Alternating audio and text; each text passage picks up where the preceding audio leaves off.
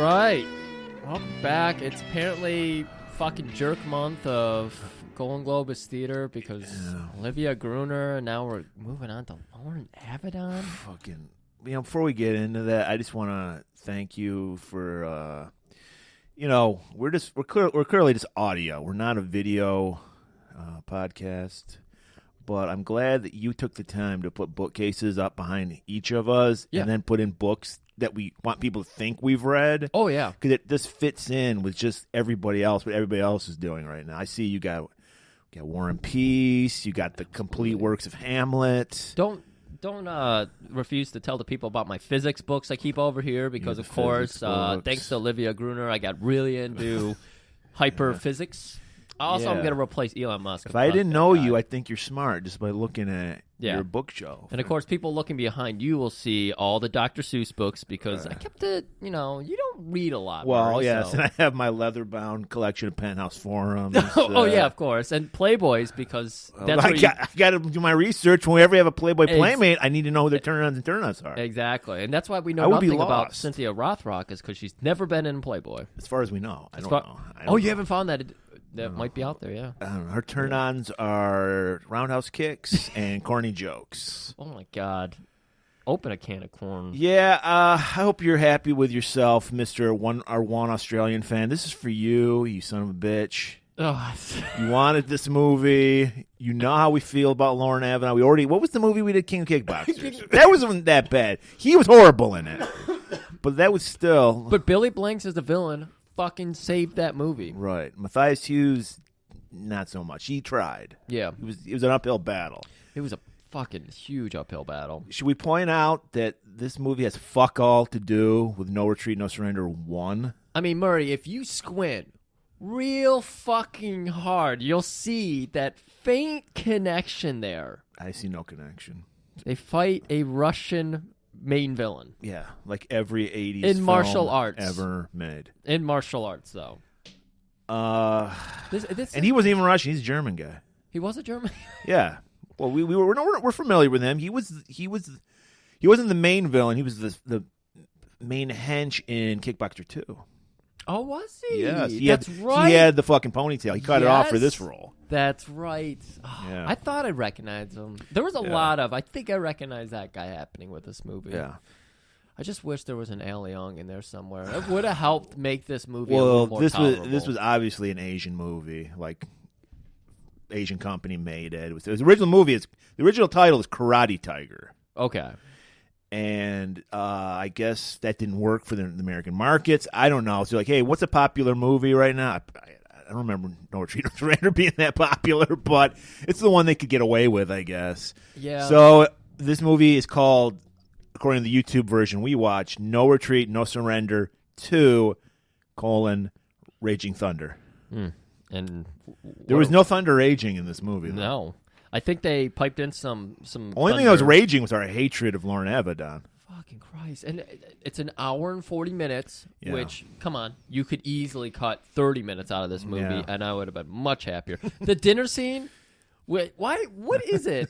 And if you think this was written in Asia by possibly an Asian, yes. Why are they dogging their own food here? Like, it's like the whole fish out of water, cultures clash. Okay. I think that was maybe, I bet Loren Avedon was throwing his weight around. You know who I am?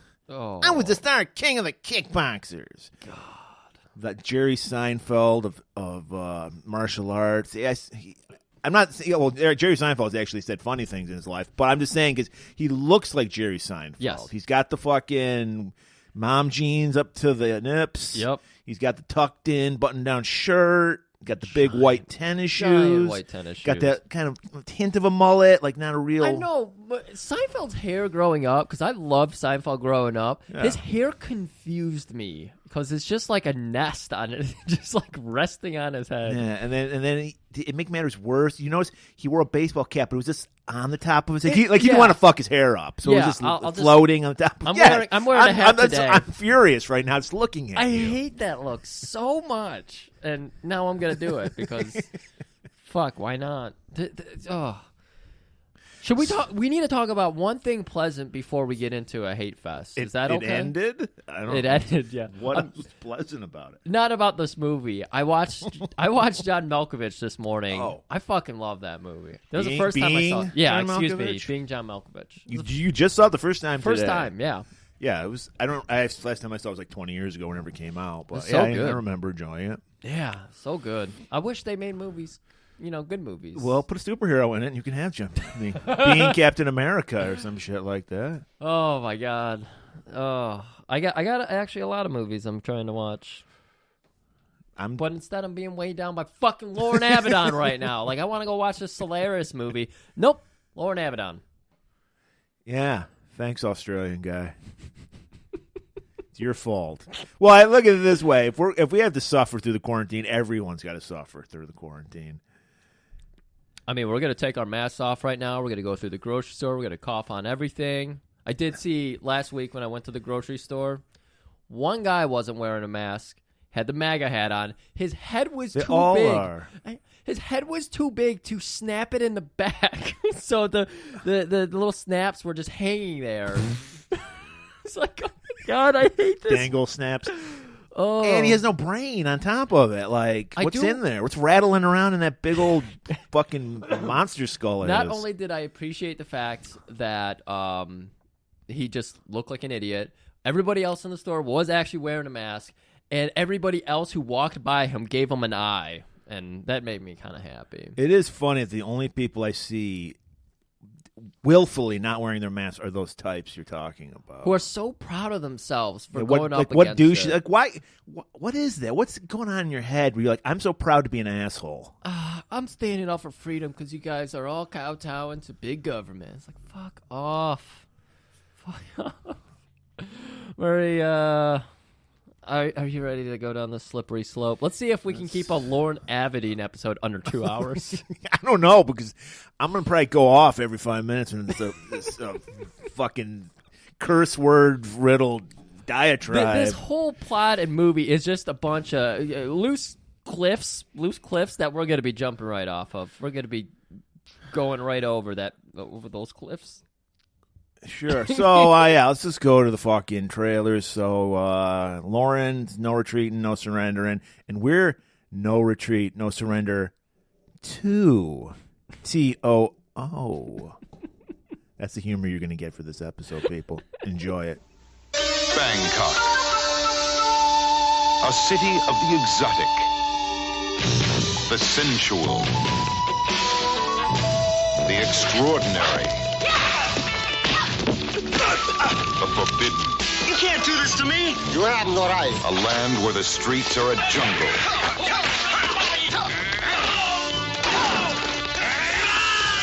And the jungle is a war zone.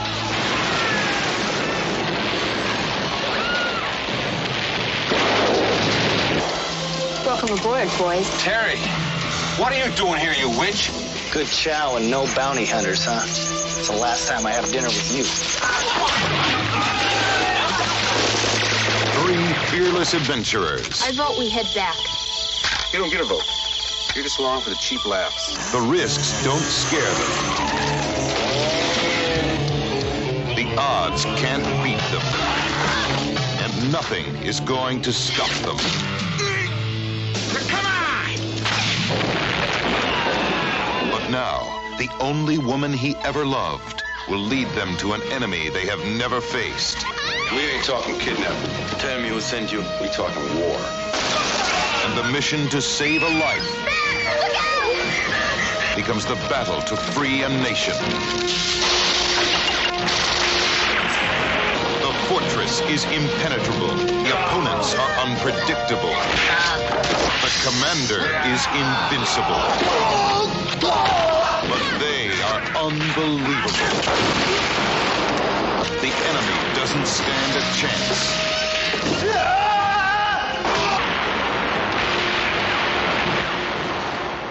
No Retreat, No Surrender 2. All right, welcome back. That was a trailer. I hope it was. I don't know. I'll probably cut it off as soon as it says "No Retreat, No Surrender 2," and then it's just gonna be 4 seconds of trailer. Raging Thunder. Raging Thunder. So we start out the movie exactly how we feel, and a firing squad. Cigarettes in mouth, blindfolded, nighttime. We want to point out we watched this on YouTube because there's no fucking way we're ever going to pay for a Loren Avedon movie. Absolutely not. And so we got the cut. I have no idea. Maybe there's a cut that has subtitles. Ours didn't have any. So anybody at time, anyone speaking, I guess it's Thai because they're in Thailand for most of the movies. I'm going to assume they're speaking Thai. Except in the beginning, I guess they're not because they're in Vietnam. Yes. But they're speaking Asian, some Asian language. We don't know.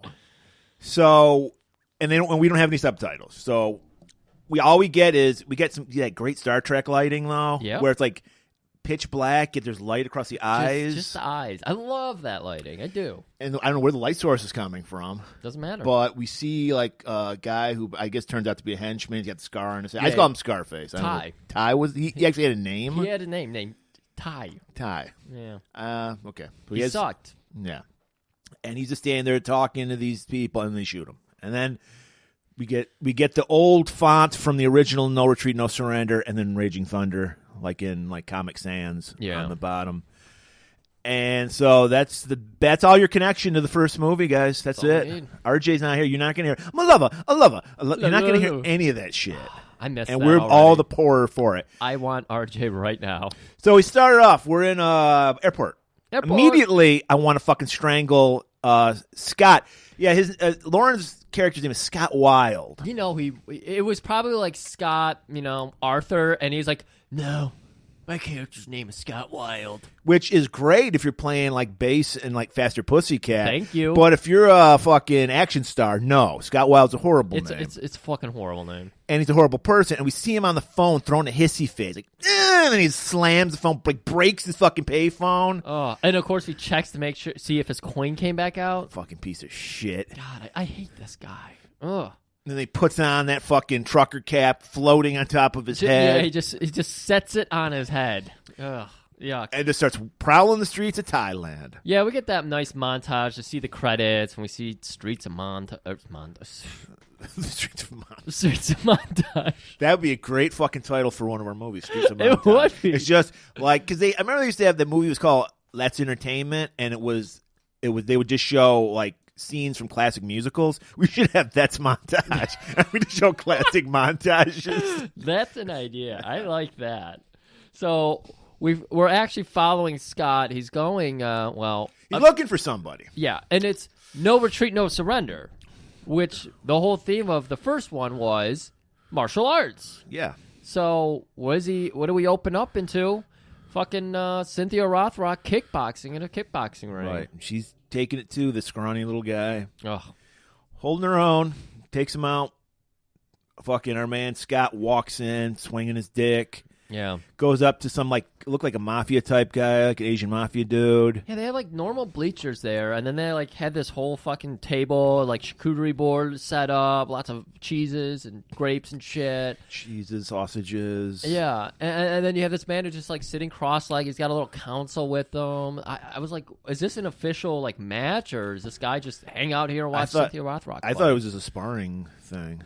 I don't know. I thought it was practice. Is there intergender fighting in Thailand? I don't know. Probably, if you can bet on it.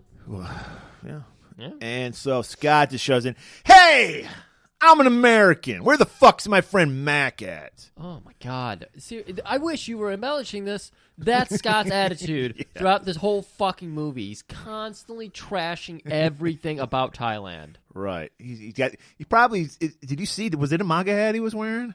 Oh, my God. It was probably an early MAGA hat. He's just like, where's that? And then Cynthia sees him. Terry is her character's name. And she gives him a little bit of the business. Yeah, she comes over and she's like, hey, he doesn't speak English. You're pretty stupid. You want to come over here and talk to me? I can talk English. I was like, this is... No thanks! You see my buddy Mac? Somehow... The guy misinterprets because there's a language barrier. So the mafia don, the Asian don, is like, "Oh, we're gonna have a fight. Get my best fighter." He's thinking, she's making. I think did she tell him that they're gonna set up a fight? I think that's what happened. Is because she's like, "You want Mac?" Yeah, because we used to hang around together like best brothers. Well, this was Mac's dojo. Yeah, yeah, and this was Max Dojo, and he's like, he's going to teach me some more Taekwondo, because I don't want any of this fucking bullshit Thai boxing bullshit you guys are doing. Look at you. You look like a fucking bitch over here. God, you're losing to this woman. I mean, you, ma'am, Terry, because he's talking to her. And so, I don't remember talking to the guy in Thai, but I guess you did, because he's under the impression this guy wants to fight, which I would too, because he's just swinging his dick around. And so he fucking throws the fucking sausage and cheese off the table. Like, ugh! I can't eat this beautiful food with this piece of shit in here. So she's like, well, you're up next. She's like, well, what? Yeah. What did you tell him? Oh, I just told him you're a smug piece of fuck. So this guy walks out, his best boxer. He's got that nice little hat that Tung Pao would always wear. He's all taped up. He's in his kickboxing gear. And... I forget what Scott tells him. He's like, your breath smells like dog meat. You've probably been eating some dogs. And so the guy just like pops him a fresh one. And Scott's like, is that how it's going to be? It's about hospitality, not put me in a hospital. It's some reach. It was some horrible reach. Yeah, there's a lot of bad humor in this movie. And so, yeah, it's the classic. The opponent gets his licks in, and then Scott just takes over and destroys the guy. Oh. And then Cynthia's like, she wants to fight him. Yeah. And he's like, I don't fight broads. Where's my buddy Mac? And she's like, Mac? You mean that foul bag of wins? Foul? That classic fucking burn line that we use in America, foul bag of wins. That's like a joke off a Snapple cap. And she's like, you want to find that loser? Go to Skid Row. There's a Skid Row in Bangkok. Well, I think there's a lot of Skid Rows in Bangkok. And so we get that scene. He's walking down Skid Row. We see that OK USA guy hanging out. OK USA. And we get to a hotel whose biggest thing is it has 9 stories. So much so it's called the 9-story hotel. Okay, I like this detail about this movie. This is where it got me. 9-story hotel. It's a dump, but you got 9 stories of a dump. I mean, it looks like a lot of the random hotels we've seen in the movies where you got the prostitutes hanging out. It's everything we enjoy about a shitty hotel. Yes. And as soon as he rents a room, he's walking down the hall. Every woman, it's basically a whorehouse. So all these women start flying out the door. I thought this was his Seagal moment, and that Jimmy Lin or whatever his name is from Bloodsport was lying to us, and all the Thai ladies actually like the white meat. Well, if they got money, yeah, that's why, because it's a whorehouse. That's true. And they're all over him. And then we see, I'm glad you brought Jimmy Lee. I think this is Jimmy Lee like a few years later. I think what Jimmy Lee did was he bet against fucking Frank. He put all his money on Chong Lee and then lost. I think he spent all of his money on LASIK because you notice he didn't have the glasses. Probably. I don't know, but this is probably, if there's a good character, it's Mouth of Southeast Asia, Jimmy Lee. I love Jimmy Lin, I should say. Yeah, not Jimmy Lin. Even was wearing like a loud shirt that the Mouth of the South would wear, but he had one half of it tucked in and the other half hanging out. Yeah. His game's a little off. He's like, hey, you want this horse? I don't want any of your horse. I got my own horse. I got my own horse. So he goes like, get out of here. He goes into his room, tastefully decorated room, I'll say. I have a theory that, remember how Alberto and Ernesto also had a room that was just covered in like centerfold? Yes. I think once the Angeltown gang got busted up, they moved to town. They finally came out, admitted their love for each other, became a gay couple, and became interior decorators in Thailand. And they're running the fucking 9-story hotel. Oh my god! And they're like, no, SA, put up the centerfold there, and like this because there's this pornography everywhere. And graffiti, it's pornography everywhere. Pornography, oh my god! And it's obviously a set. It's like it's the worst looking. I love the two different like lighting angles we get in this set for a minute. But what matters most right now is that because Scott does not respect a single thing, he's just been like fuck Thailand the moment he walked here. So he sees the bed. He's like, this isn't an American bed. And so he fucking elbow drops it and breaks it. And then he like throws the legs out the window and shit. I was like, what is wrong with you? Hey man, he's testing it out for later on when he meets up with Su Lin. Oh yeah. And then he hits the phone. It's a dial-up phone. Rotary. Rotary phone. Yeah, I don't want to dial. And it's been so long. and calls up his girl, Sue Lin. She's got that beautiful late 80s mall hair. The bangs are all crunchy and teased. And we see that she lives in a mansion, a palatial mansion. Oh, my God, yeah. And then the first thing she goes, Scott! Scott! How are you doing? I'm all right, babe. How are you doing? Are we still on for that meal? You're not. I wasn't expecting you for another week. Well, no. What happened was we were talking about bad humor. He calls up, puts on a fake voice. Excuse me, I'm from the school, and you lost your diploma because you're dating a white man. It was just the worst. You are giving me PTSD right now. That was too accurate. Yeah. I fucking hate it. Evan Loren.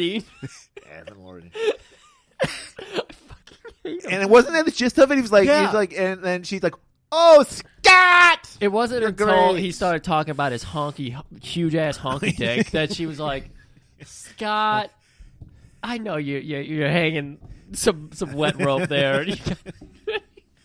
Wet rope. You got a wet market in your pants, Scott, and it probably has COVID on top of it. But that's okay, because I met you in America, and I fell in love with you for who you are. I think they went to school together. Yes. Because that would explain the deed and all that situation. Yeah.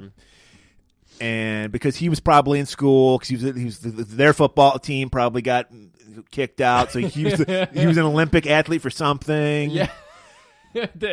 So you're explaining right now for people who are not grasping this, the plot to Angel Town. But yeah, he wasn't expected for another week, but he's like, but I'm here, so let's go to dinner. But then I thought he was here to find Mac. Why does he care about finding Mac? Maybe he was doing a study abroad thing, and he was like, I'm going to meet Mac. I'm going to meet my girlfriend. I mean, he obviously loves this place. He's been studying about Buddhist monks and shit. But why was he so angry? Like, he couldn't get a hold of Mac on the phone in the beginning of the movie, and he's, like, angry. And it's like, we don't even know why he wants to find Mac.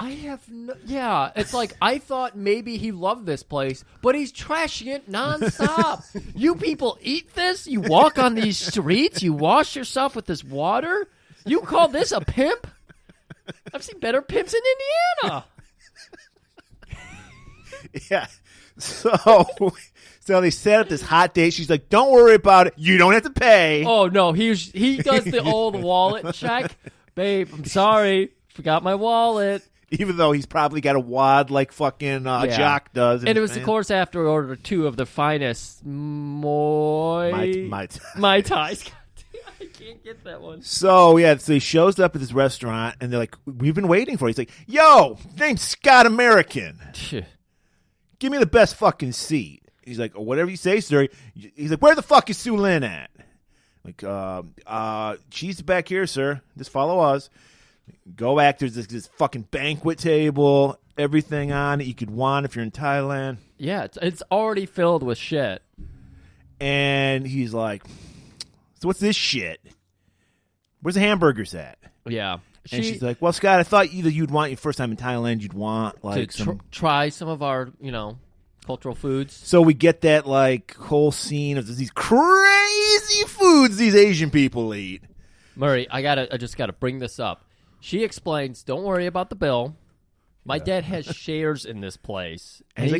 And Scott is just like, I thought all you fucking, Thai people were like poor or something. So, well, no, he was surprised because she told him she was poor because she's probably used to guys trying to get like her money. I misheard that because I assumed the worst. He did say that too. He did dog on Thai people, but saying they're all dirt poor. Okay, that's And she's like, no, I told you that I'm actually rich. He's like, good, because I ain't paying for this fucking. Yeah, again, this is where they're padding the wallet, and I can't pay for this shit, and.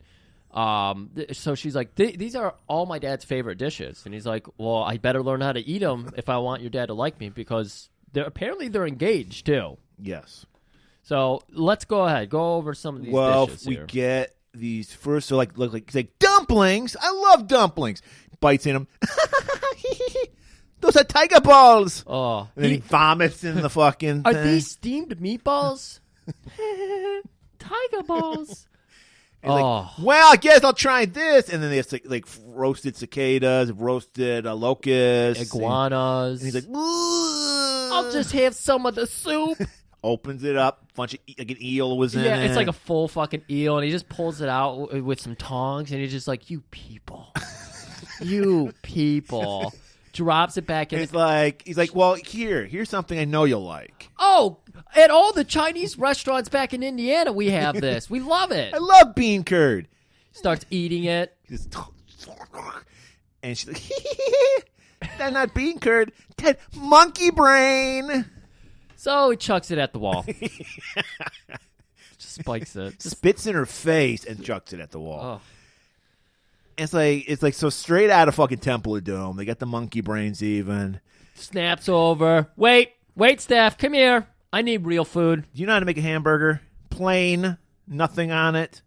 Dry as possible, please. Hold the seasoning. Even salt. I don't want that spicy shit like salt and pepper. Give me a well-done burger, nothing on it, stale bun. So we don't even get to see him enjoy his hamburger. It was probably awful, I imagine. So immediately is like, look, is there a liquor store around here? Because I need to wash that monkey brain out of my mouth. So he picks up a nice... I'm not drinking the water. Picks up a nice handle of Canadian Reserve. That's what we call like a full 2-gallon, $2 2-gallon. $2 2-gallon. And he's like, I got to take you back to my hotel, probably got babe. that at like the gift shop at the 9-story. Yeah, really. 9-story hotel. Yeah. You like get fucked up? Yeah. Here you go. So they're in the hotel. Sue Lin is just like, are you really staying here? Like, there's people fucking with doors open, you know? It's like just gross as shit. I want you to see this pornography all over the wall. He's like, what the fuck, Scott? He's like, you know me, I don't spend money. Yeah. Well, I called up and they said it was a 5-star hotel, so yeah, that's what I reserved for. And let's get down to some 5-star fucking. 5-star fucking. So we get that nice romantic scene of them banging. Oh, and you then, can tell they're just so eager to get to the banging because they make out for 14 minutes straight. And then we get a scene where we're just going to try to decipher it because it's all in Asian with no subtitles. We see her father. He's calling her. I think he's trying to get a hold of her. Yeah. I thought somebody called him. I don't remember. I'm pretty sure someone called him. All I got from this scene was he gets a phone call. Because on the way back from the restaurant to the hotel, we see like some shady people noticing Sue Lin. Oh, I didn't see that. Yeah, it's hard to pay attention to this movie because it's fucking boring and horrible. But yeah, I'm pretty sure someone was noticing. So the interim here, that's why I thought this call was somebody tipping the dad off. Well, I think you're right because I think he gets a call. He's tipped off. He immediately leaves the home, leaving the rest of the family behind, mind you, and he just skips town. I thought he was going into town. We don't know where he's going because the dad is just there to like be a pawn in this whole game. He just gets moved around. Right. He's got that teeny tiny little mustache. It's the Hitler stash, wasn't it? No, it wasn't connected in the middle there. Oh, that's even worse. Yeah, it's like a parted Hitler mustache. It was, yeah. Ugh. It's gross. Another gross thing about this movie. So we joined Scott and Sue Lin. They've just made sweet fucking love. And now they're listening to other people making sweet love. I love that their love making fixed the bed. It's now back up on all four legs. He probably made her fix it. Oh, that's a good point. Your people are good with their hands, right? Go ahead and fix this bed real quick. Oh, Scott. And so he is like, man, I just got to say, your dad better accept me for who I am. Because I'm not eating that fucking shit food. Because if he doesn't, I'll break the fucker's neck. Yeah, you know I'm a fucking martial artist. Yeah. I'll kill your dad. I ain't no rich bitch like you, apparently. God damn. And then while he's explaining that, he gets a knock at the door. He's like, fucking pimp again, Jimmy Pimp Lynn. Of the South. He's like, come on, baby, open the door. And he's like, goddamn pimp, I'm not paying for sex. He should have known better because Jimmy Lynn doesn't knock. Jimmy Lynn just opens it. He's got a key to every door, right. So he just opens the door. He opens it up, and there's some thugs. I guess those thugs you were talking about earlier that were watching them. That was it. And they cross like swords across his neck. Yeah. And pin him against a wall. Yeah. And then they grab Sue Lin and throw a bag over her head. Okay. They punch her a couple times for good measure. Yeah, well, yeah. said a bit straight. And he sees they're just taken away. He's like, that's my money, my love. So Scott, they throw Scott's head because the the windows have bars across, and they shove Scott's head through the bars. And Scott's like, that's all I can stand, and I can't stand this no more. And so he just starts fucking these guys up. This is when we get like the second. Did you see that where he was Spider-Man? He was like clinging to a wall. Yeah. What the fuck is that about? All kinds of crazy shit starts happening here. There is like the room just starts twisting, like Inception. Upside, yes, You got the Inception room on the hydraulics and everything. Yeah. God, who would have thought that No Retreat, No Surrender 2 started that trend? Well, they were obviously on the set. There's no way that was a real fucking hotel room they were in. And so they take Sulin away while he's taking care of these guys.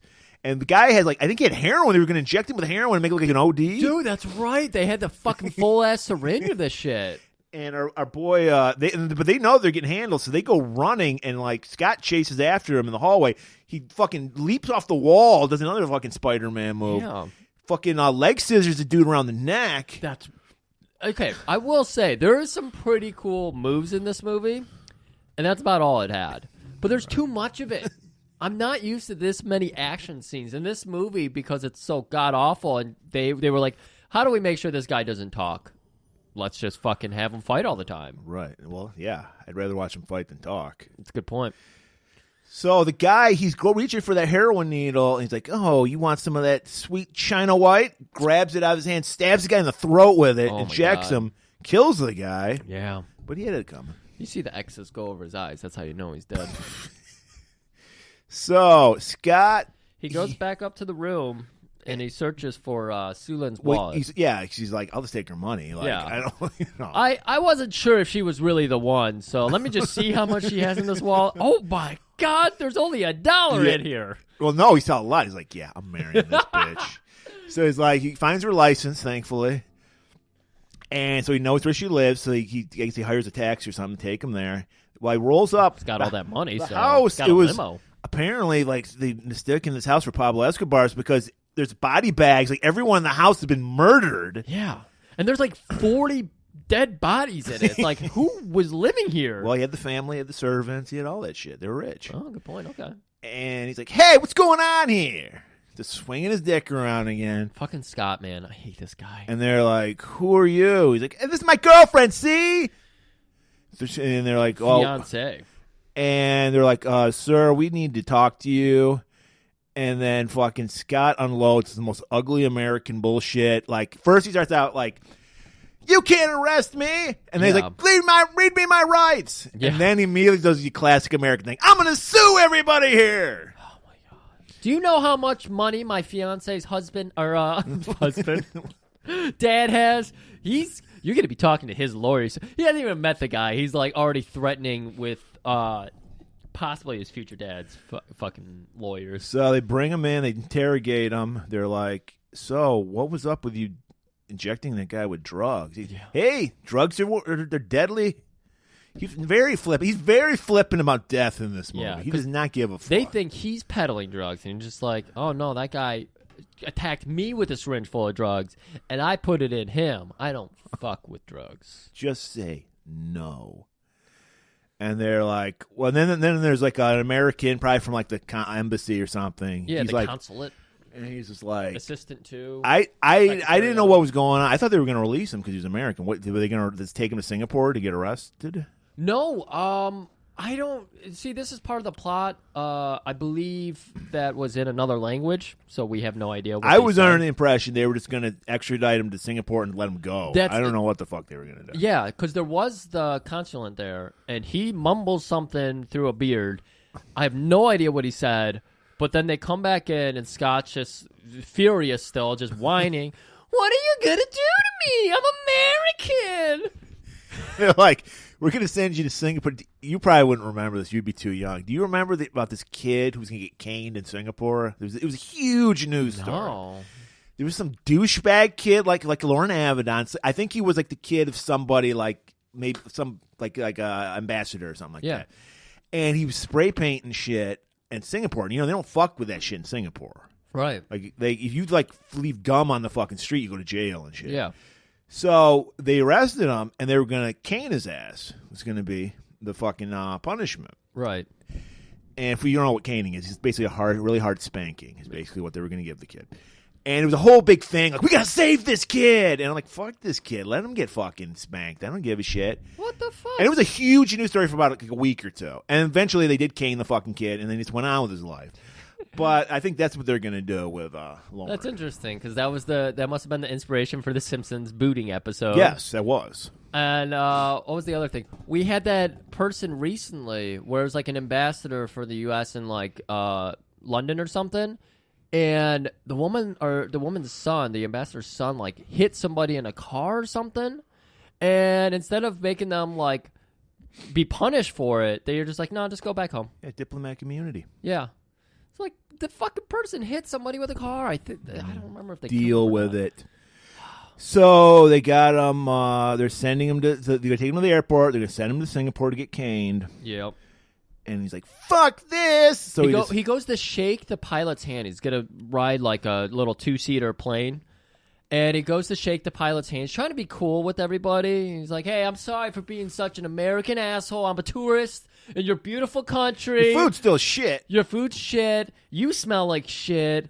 I try to read some of your poetry. You got no toilet paper. This whole place is gone. Your whores are no good. Your just everything. But you know what? You're a good pilot. Put her there." So he goes to give the glad hand, which he was like, "Come on, COVID. Let's not do this." So he just punches him in the face, and Scott turns around and it just takes out like 14 armed guards. Hops a motorcycle. Conveniently, there's a motorcycle there for some reason. Revved up, ready to go. And training wheels. There's like these like steps that are all along these planes, like on the tails of the planes. They're in the middle of fucking nowhere. And they lead us to believe that they are completely surrounded, except for this one spot where there's the stairs set up right in front of another plane. And so he's like, I got an idea. And so he just goes right up the stairs, jumps off the plane, does that like 4 times because conveniently there's stairs along the tail end of every plane in the field. And he takes off. It's like, see you later. God, and you know, it must have been like a 45 to an hour-long ride back into town because he's like, I'm so tired. All I need right now is some tits and a drink.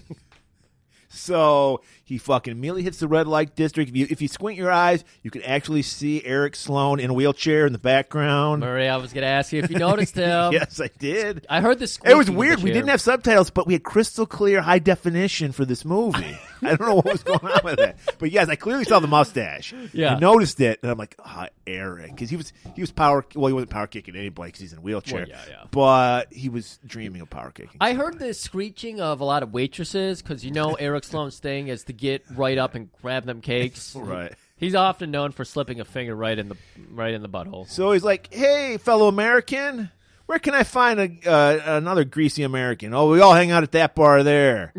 So we go to the greasy American bar, the Pussy Trap or whatever the fuck it was called. That sounds good. And we got some nice flat Asian ass rocking out on the fucking runway. Oh yeah. But they're clothed. It was a very disappointing titty bar.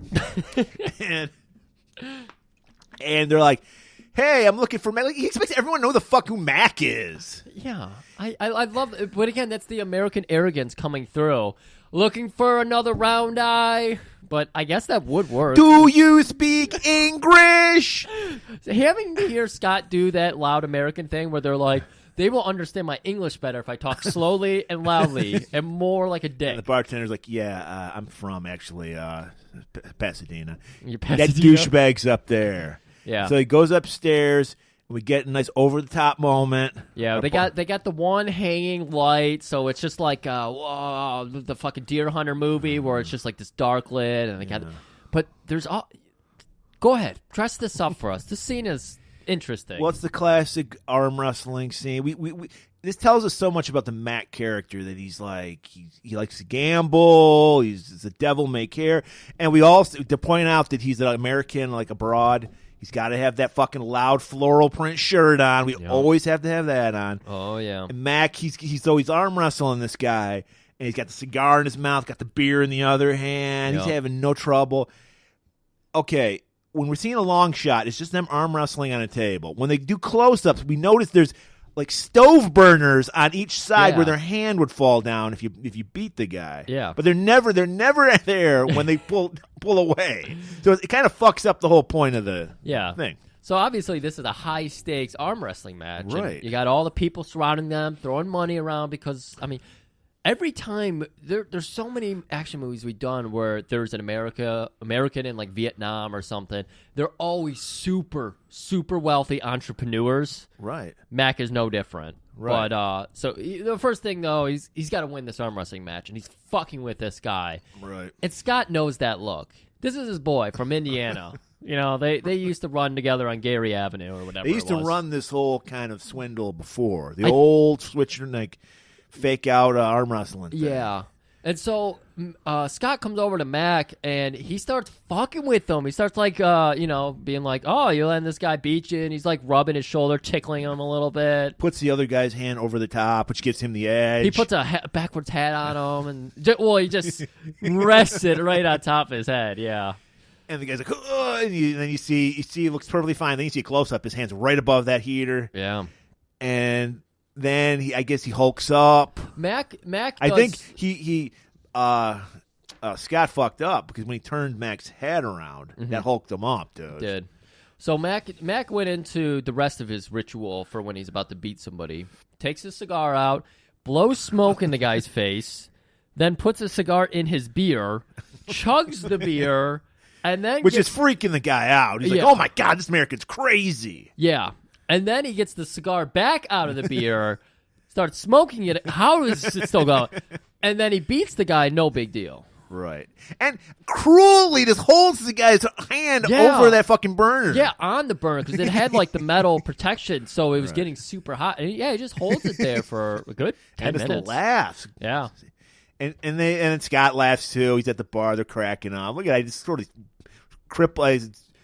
deformed that guy's hand. Isn't that funny? So, I mean, that guy did pick up that beer bottle and he breaks it and goes after him. Well, I would too. Scott steps in and fucking cheap shots the guy, fucking kicks him in the gut a couple times, and Mac's just sitting there like, oh, my baby.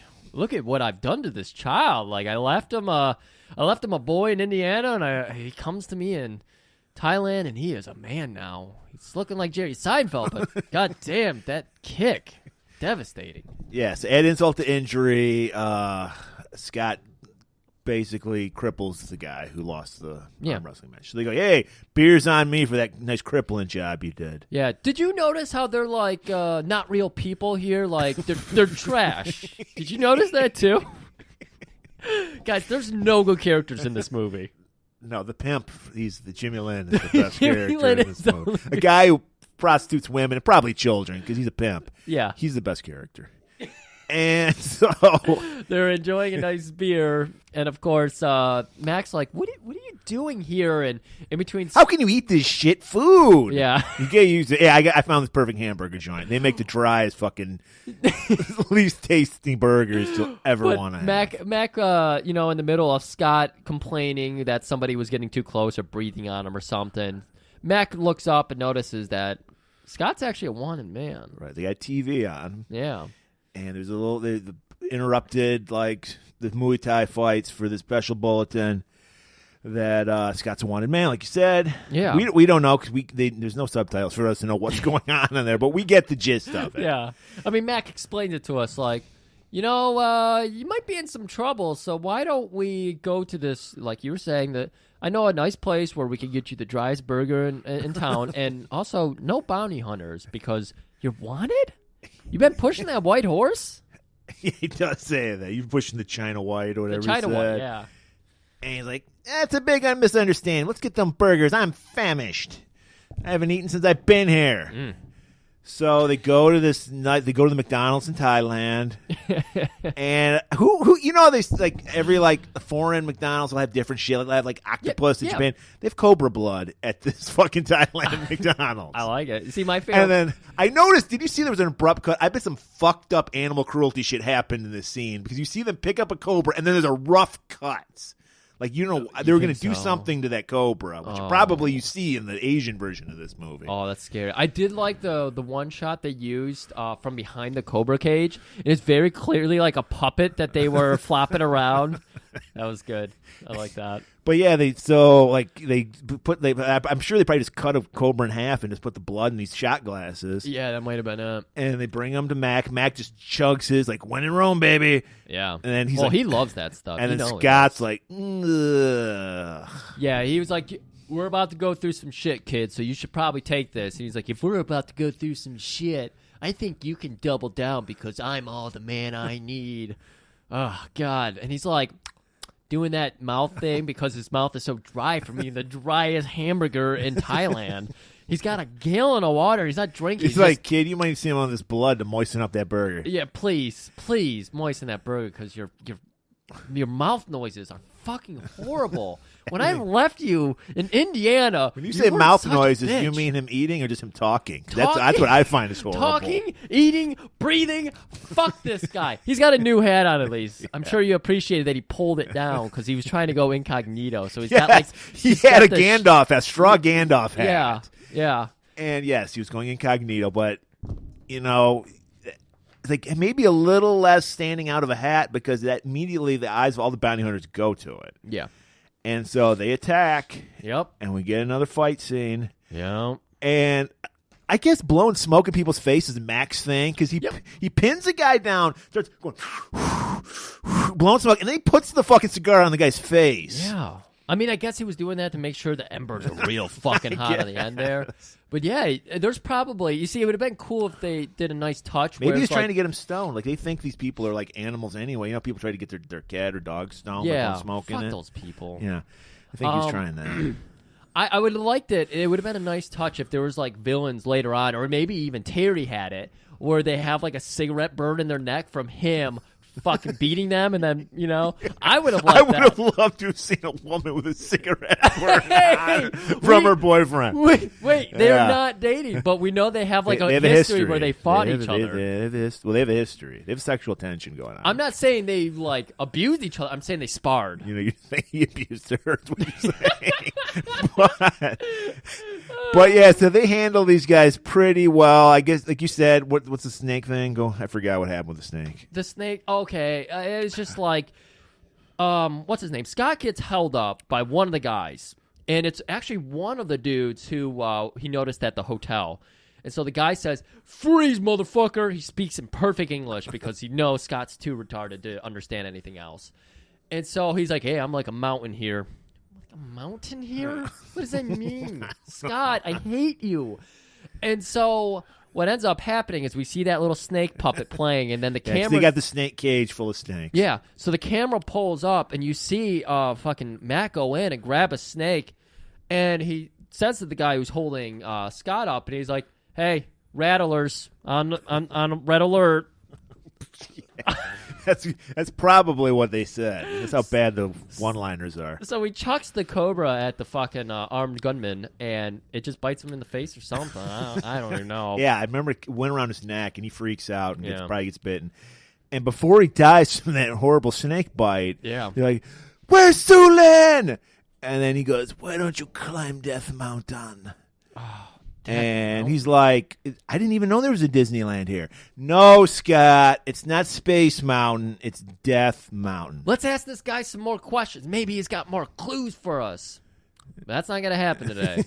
This should have been Al Young's role, but I think this was actually the gold tooth guy from Bloodsport. It looked just like him.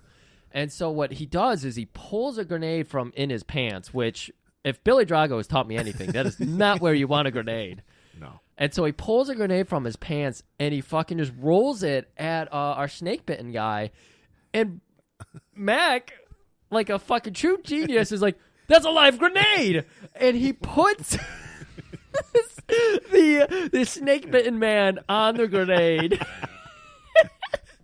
And I love action movies because grenades are only as powerful as the main character needs it to be. So, like, later on in the movie, grenades are like fucking A-bombs. Right. But in this moment, it's just big enough. There's never any shrapnel in them either. It's just an explosion. Oh, there is. Yeah, later on. Yeah. But like you said, when the hero needs it. Yeah. But yeah, for this grenade, it's just enough to blow this man's limbs into the camera. All I saw was like a wig go flying. Oh my god! And so they apparently Death Mountain means something to Mac. It means Cambodia to him. Yeah. And so like, well, let's go back to my warehouse and we'll figure out what's going on. This was a nice touch. I love his warehouse. It was cool. Yes, because every expatriate American is always working kind of smuggling thing. Yup. Entrepreneur, always smuggling. It's always arms as well. Yes. Because I'm sure America loves selling arms. It's the only thing we make anymore is weapons. So yeah. And we're always like, those are the bad guys. What? Sold them weapons? No. Us? No. Well, yeah, we sold them a few weapons, but... So, yeah, that's what he's doing. He's selling weapons to communists. He's an importer and exporter. He's a spice merchant. He's an olive oil salesman like Don Corleone. Yeah, that's right. Art Vandelay. He's right out of a Seinfeld episode. He's focusing on the import because the export's costing too much. Right. Those tariffs, Trump fucked them. So,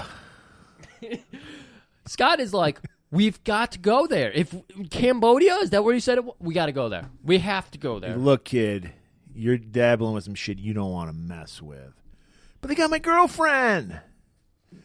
So? I'm out, kid. No. And while he's doing that, she's like fondling this crossbow. We learned that's going to be like Scott's weapon. Yeah. Like, he can't have the bow and arrow because that's Rambo's thing. So he's got the next best thing. Well, look at his physique. He can't pull a fucking bow and arrow No, he back. cannot. Yeah. And he probably couldn't aim it. Right. And he's just like, well, I'm going to go get my lady.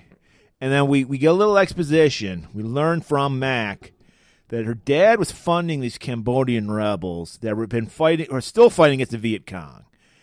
And so his kidnapping, or her kidnapping, was revenge for the murders that happened in the beginning of this movie. Okay. So the people who were being murdered were on her father's side. Okay.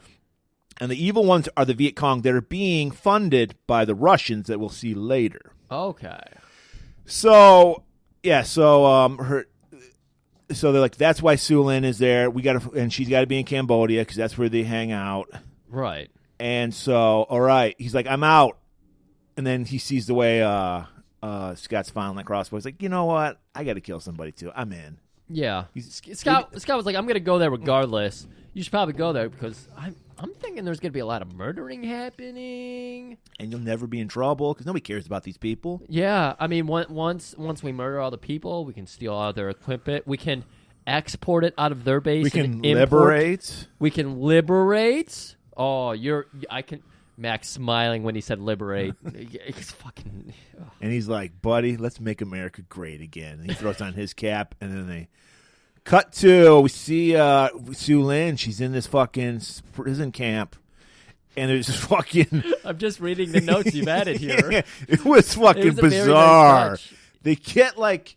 It's like a trough, like a bamboo. Like they get a piece of bamboo and cut it in half and make it into a trough. Yeah. And they put it in one end in her mouth, and then they just pour jizz down this fucking trough. It's the worst, grossest bukkake fucking shot you've ever seen in your life. It was disgusting.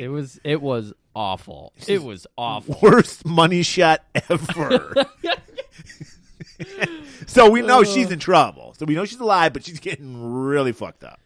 So we go back to the warehouse because the only way to get over that scene is to see Scott have an erection over some firearms.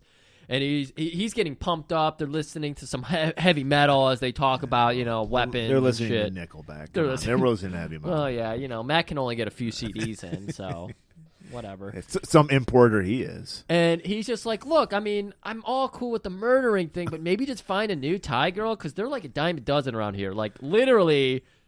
Almost every woman in Thailand is Thai, so you could just, But are they rich? And that's speaking like music to fucking Mac's ear. Well, Mac knows that like all the Thai people are poor. Yeah. So I mean, you see the shit they eat. You see the shit, and then they have a nice joke over that. Of course, Scott goes into his Jerry Seinfeld bit. What's the deal with Thai food? It's octopus. It's scorpion. It's bugs. What is this? These people are crazy. Is this that movie Snowpiercer? Wow, he's really... I fucking hate that movie. Okay. Well, that was the big reveal. Sorry for everybody.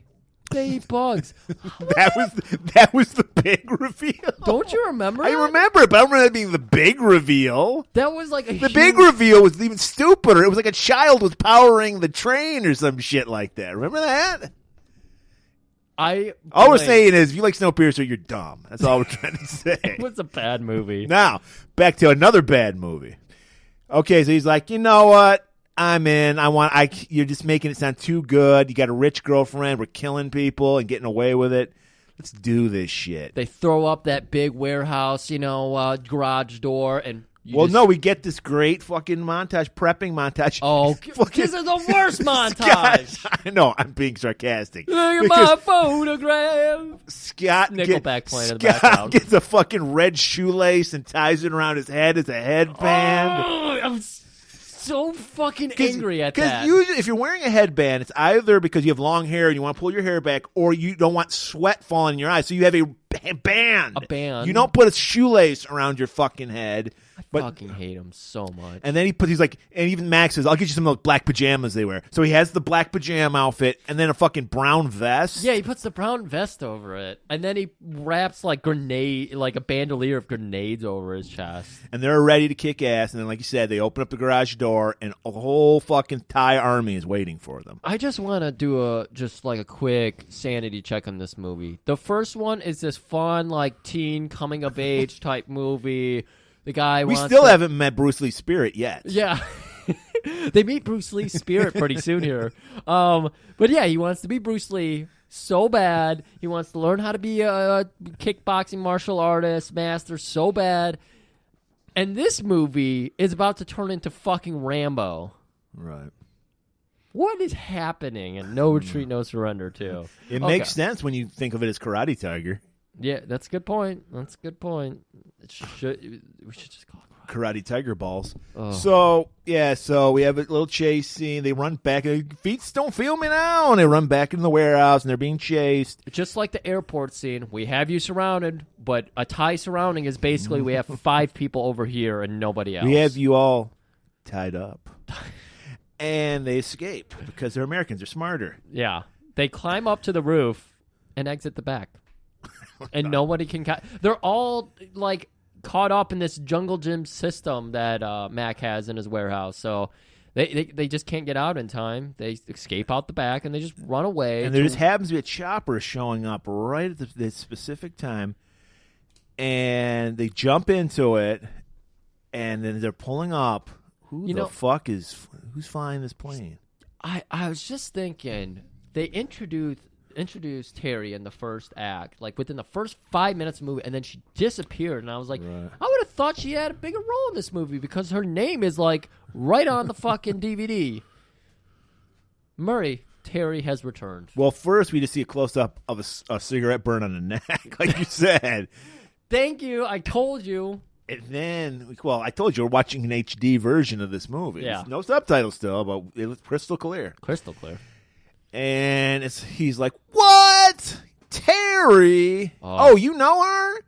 And then we have a little meet cute where we realize everybody knows everybody. Oh, God, this was awful. We have some of the worst line reading you've ever heard in your life from Cynthia and Loren. Scott, yeah. Mac was okay actor. Mac was okay. But he was probably a real actor and not a martial artist. Yeah. Mac was okay. Still kind of a shit, but that was the character, I think. Right. But acting alongside of Scott, and I mean, I don't not like Cynthia Rothrock, but ooh, this is not going on the sizzle reel. Nothing from this movie is making it to our package. So we learned they got some history. Terry and Mac, still sexual tension going on. Well, we know the history. We saw the neck. We saw the cigar burn. She should have listened the first time. And so fly us to Cambodia. So while they're flying to Cambodia, we check in with the dad. And we learned that... We learned something. Because we don't speak Thai, so we don't know what it is. But he's on the phone with somebody. Our interpretation is that he's found his daughter and lost... I don't know. There's some tense shit going on if you speak Thai, which we don't. So we cut back to the guys. They're landing in Cambodia finally. And fucking Max giving her the business. He's like, I bet everybody in Cambodia knows we're coming because you were flying so high up into the radar. She's like, I was not. Yeah. I was flying right under the radar. Oh, that's basically her line reading, people. Oh my God! You're giving me PTSD because your line readings too good. They're too perfect. Oh, so they land in this giant clearing, and this is what Mac yelled at her to do. So she's like, fine, I'll land exactly where you want to, but I swear to God, as soon as we land, a bunch of people are going to come out with guns, and we're going to be captured. I'm telling you right now, that's what's going to happen. So they get out. Mac's like, do you see anybody, Terry? Fucking Scott's laughing like, God, leave her alone. She's okay. I kind of like her. And he's just like, nope. She's a dumb bitch. I ought to burn you again, you dumb bitch. Just as the word bitch comes out of his mouth, they're surrounded. You hear the guns start cocking. I love that when they just adjust the guns and they make that loud noise. Right. Well, it's like you pick up any kind of knife. It's like, it's like a fucking butter knife, and it makes that noise. And she's like, see? I like that Scott he's playing both sides, so he's laughing too. He's just like, oh, she got you good, Mac. She got you fucking good, dude. So they get taken back to this little camp. Yeah. Because the colonel wants to talk to you. Oh, they're like all shitting their pants, and then they walk in the tent. It's an old buddy of Max, this Colonel. Yeah, Colonel Loytoy or something. Loytoy. It was like Loy something. I don't remember. LaChoy. And so we learn, this is a guy that in his import business that Mac has been supplying with weapons. Yep. And he's like, look, buddy, you help us out. And I'll give you 20% off on these babies. He pulls this brochure he has of all his wares. Yeah. And it's like a grenade launcher. Yeah. And he's just like, and then a fucking Terry has to butt in and goes, that's all you're going to give him? Yeah. You got tanks. And he's like, what? Loytoy, you got tank? And Scott's like, yeah, I got it right here. And he pulls out a little 8x10 glossy of it, and he unfolds it, and Loytoy's just like, okay, give me one of those. Now we're talking. He's very reasonable. He's like, I'll pay you fair value, face value. Yeah. And I'll help you, too. Yeah. But that's not even a good enough deal. He's read the art of the deal, Max. So he's just like, how can I chisel this guy a little more? Yeah. And just as he's about to do that, we just hear explosions outside. Oh, yeah. He was about to offer up one other thing, and then he's like, oh, and by the way, I am keeping the white lady. Because he wanted collateral. Because that was it. Because apparently Mac has fucked him over before. Oh, okay. And he's like, fine, you can have that bitch. and she's like, what? What do you mean, Mac? I'm not staying here. I'm helping you. Scott! And just as that ear-piercing Scott hits us, explosion. Oh, no, Murray dropped his notes. The explosions were too powerful. This movie is just so powerful. I was already confused about what... Like, Loytoy explains that their little militia was fighting the... They're fighting the Soviets. The Soviets, okay. And that's where we learn that the Soviets are funding this group that Sulin's father is against. This is a whole, and I'm going to call back to our Knight Rider episode, this is a whole Dry Lake, Red Bluff situation here. Because it looks like they're in the same range and like 20 feet away from each other. But well, because our guys go on a long trek to get, it's like longer than fucking Lord of the Rings. You're right. Trek they go You're on. right. Okay, you got that one right. You're right. I'm sorry, I was just gonna say we got bombs crashing down, rockets, red glare, all that good shit. So Scott, he's like, hey, let's hide in this lake. Yeah. Well, no, Matt goes and hides in the lake. Terry takes off for her helicopter because it's her only thing she appreciates in Thailand. Well, yeah, it's the only thing she owns. Yeah. And just as she's about to go into it, it gets blown up. Yes. Or at least a model of a helicopter gets blown up. It's a nice B footage of a random helicopter being blown up. It wasn't even the same color. But Scott, tackles her to save her, and he takes some shrapnel in the arm. Right. That's the one time we get some shrapnel. That's the one time shrapnel. But she never bothers him for the rest of the movie. No, because Terry ties it off that night. Yeah, that's enough. So put a bandage on it. You're good to go. Max hiding in the lake. He waves to them, so they all get into the lake, and that works. and then somehow, what happened? Because do they just blow shit up and never come in and attack the guys?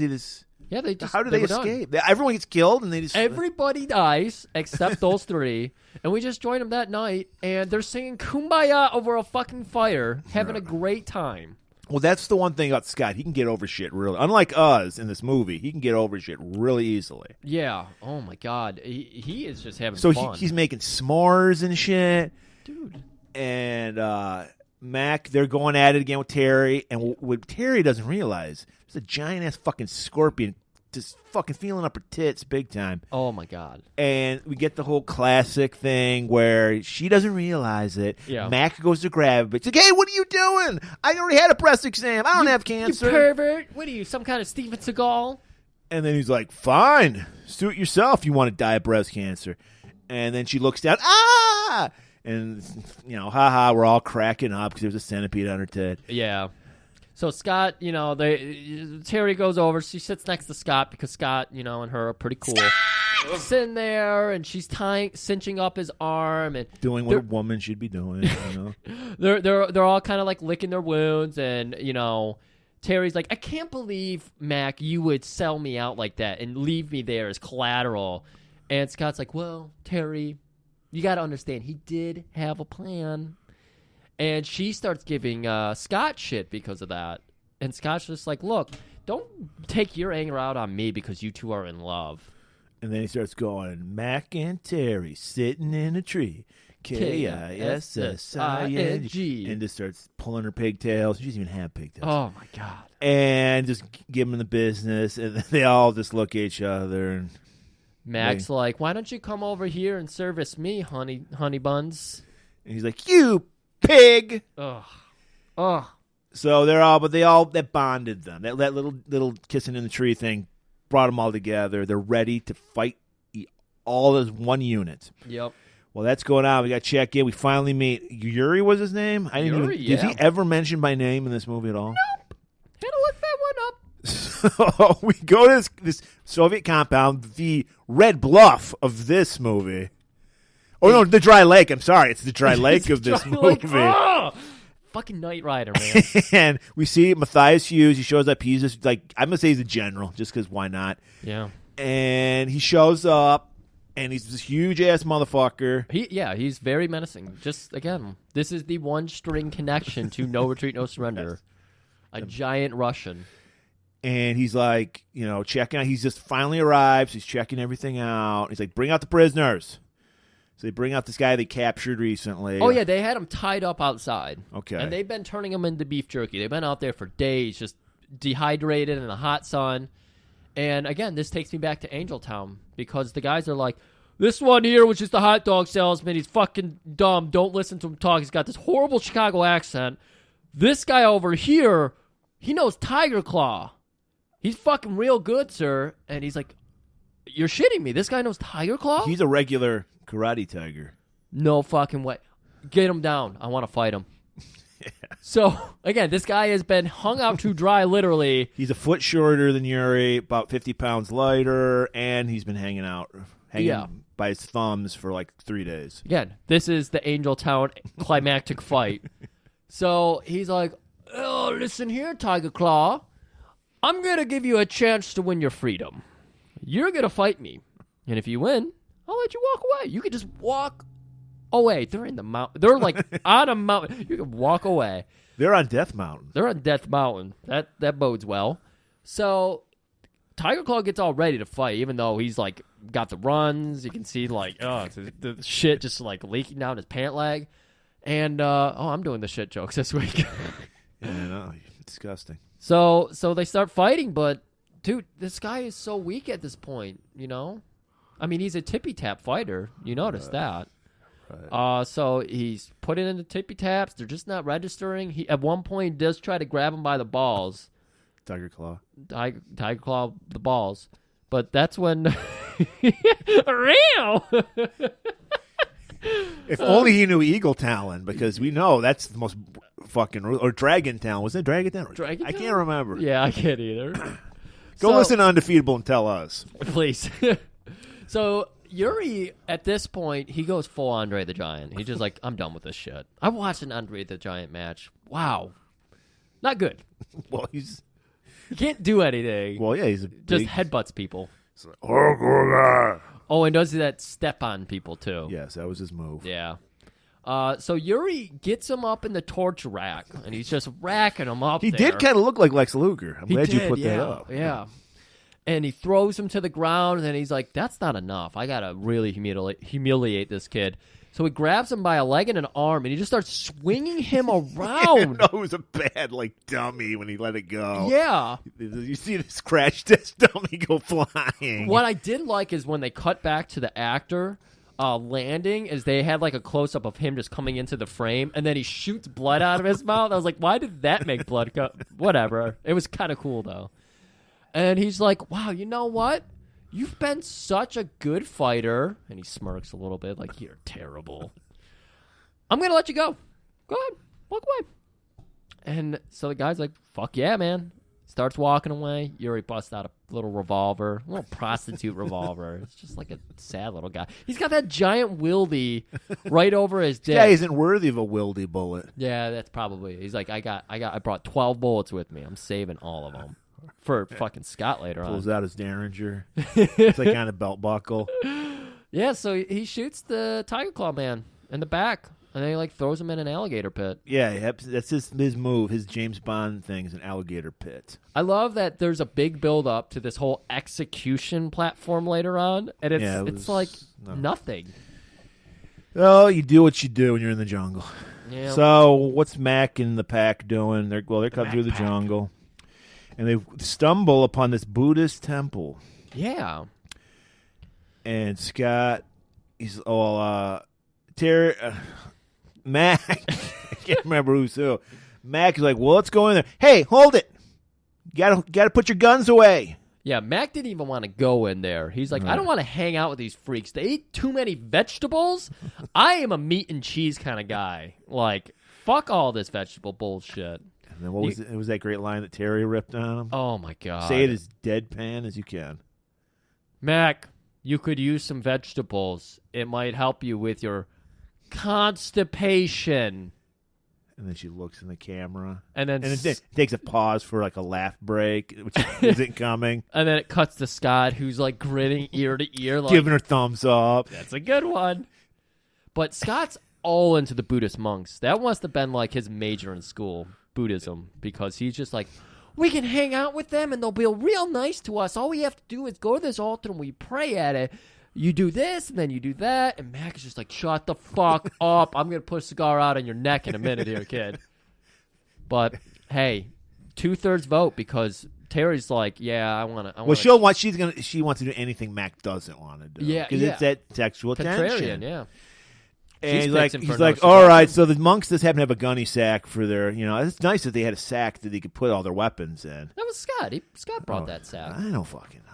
Come on, man. And I watched this movie twice. Give it some respect. No, I will not. Oh. So they put it away, but our boy Mac's I don't trust these baldies. So he hides his Rambo knife in his fucking back of his pants. Yeah. And they go up, and then Mac's look, this is how you do it. He kneels down, starts praying. And the monks look at you. He's doing it wrong. He's doing it all wrong. Horrible. And, of course, he's got that bag of foul wind just erupting, and everyone's just No, that's Mac. Mac's the bag of foul wind. Well, you said Mac. You were supposed to say Scott. Well, who cares? I thought you were doing a thing. I'm all confused with the names now. And so the monk goes, come here. I got to show you something. And they're like, okay. So... Are you guys lost or something because you're praying all wrong? This guy, what's with this guy? Why is this lady wearing a canary sweater in the fucking jungle? Flashdance canary sweater. Yeah. She had the neck all cut out, yep. So it was hanging out. And so he's like, let me show you something. And it's just they're walking away into this clearing. You don't bring a knife to a net fight, Griff. Oh, dude. Or do you? Because they fucking immediately lynch Terry. They just put a noose around her neck and are hanging her. Yeah. And she's Matt's done worse to me. Keep trying. She's all into asphyxiation. That's her thing. That's her kink. David Carradine. So she's loving it. And the monks have a net, and our boys are just flipping over them and shit. Oh, this was kind of cool. It's like a jump rope scenario kind of thing. Right. And so you've got various Buddhist monks coming different directions. and they're trying to hit them with these nets. This was kind of cool. And you see them like landing in spots, and then like the dust clears, and there's like rope, nets under them again, and like people are cinching them off, and so they're slowly getting tied up as more and more nets keep flying at them. And finally, they get them like locked up, but of course they get them tied against a tree. I think. Yeah, they get them locked up in the clearing first, but Mac and Scott are just too strong. Like, there's 12 dudes restraining them with ropes, and they pull the ropes and make all the Buddhists collapse on them. And then you get that bowling sound effect from American Ninja 2. Why? Because it works with Steve because James. that's a sequel that's a lot better than this one. It worked with Steve James. Right. It doesn't work here. But yeah, the monks recover. They cinch him up to this tree, and they tie him up real tight. Get some straight up Boy Scout knots going on here. And then what we thought was like our main Buddhist monk who was teaching them about the rock in the river or whatever. What's his name? Taught them. And Sasha Mitchell. Yeah. Sasha Mitchell taught us. Another part 2 that's better than this movie. He comes over and he was like, "You fools didn't see the forest for the trees." That sounds very deep. Yeah. And he reveals that he's actually been working with the commies. Right. Well, fuck, aren't Buddhists basically commies, man? Pretty much. Can't trust the fucking Pretty Buddhists. much. And Mac is just like, "You dirty motherfucker." And you see, like, his whole arm moving, like he's jerking off or something. And, yeah, you hear rope tearing. But all these monks, because they're not really monks, otherwise they'd be more in tune with this. Right. They're just oblivious to it, and so Mac finally is like, "I'm about to free myself, and when I freeze myself, I can't stop punching people." And he frees himself, cuts himself out, and they start fighting. They just kick that main monk right in the face. Right. Like, Terry's like, "I'm all right." She's still getting off on the asphyxiation. Yeah. She's like, "You just do what you got to do." "Take a minute, guys. Just go ahead. Finish him up. I'm good." And so they fuck up the monks, and then we learn that these aren't real monks. That's why Scott actually did know the proper way to pray, and these monks didn't because they're not real monks. Yeah. And they had the real monks tied up in this building with all these grenades and weapons and shit. So apparently, the commies were using this Buddhist temple as a front. As a front. Yeah. I mean, we'll find out here in a minute more of what they had going on, but. So our gang gets chased down to the beach, and they get their. I love those like unison like somersaults they all do like all at the same time, like down a hill. They keep doing somersaults. Yeah, but they get their gunny sack back, and they've got like their M16s and grenades and shit. So they're firing back at all the soldiers come out now. The monks. Oh, that's right. The soldiers show up. Right. And they start shooting at them, and then they get down to the beach, and there's a boat, and because Terry, she can drive anything. Yeah. So, like, "Terry, get that boat started." "Sure thing." They turn around, she's gone. She's like going down. There was a good joke there. This was the only one I appreciated, because Mac's like, "You're going to trust this bitch to go out in the boat? She's going to take off without us." And she's like, "I am going to take off without you guys." And I was like, oh. And true to her word, she does. Yeah. And Scott's like, "Shit, I thought she was bluffing." And then she starts coming back. Like, "Upsie, she's coming." But she was just joshing with us. And then apparently she, silly bitch, she gets fucking bushwhacked by some point. I guess there were other guys on the boat she didn't see. That's my guess. That's my guess, is that they were just sitting under, like, there's just that tiny little, like, canopy that they were 5 to 12 dudes were hiding under. It's a clown car situation. And so apparently when she jumped on the boat, they all jumped out, and they roped her up again, so she was having a good time. She's just hogtied around her throat. She's just like, my happy place. And so it looks straight out of the Rambo 4. We get that boat coming up, and they're just fucking firing, unloading on Mac and our boy Scott, and then the building that we think they're hiding in just blows the fuck up. Yeah, you see the rocket launcher get loaded up and fire over, and that's the last sight that Terry gets of Mac and Scott, and she's like, "Fuck, they're dead." And I don't know. As soon as they turn that river bend, our heroes just bob their heads up out of the water. They're alive. Mm-hmm. So while that's going on, Terry, she gets thrown into another chopper, and she gets taken, I guess, to Death Mountain. Yeah, she does, yeah. So Mac and our buddy Scott, they're like, I guess we're going to have to rough it. We're going to have to do a fucking Lord of the Rings long-ass fucking 5-day journey.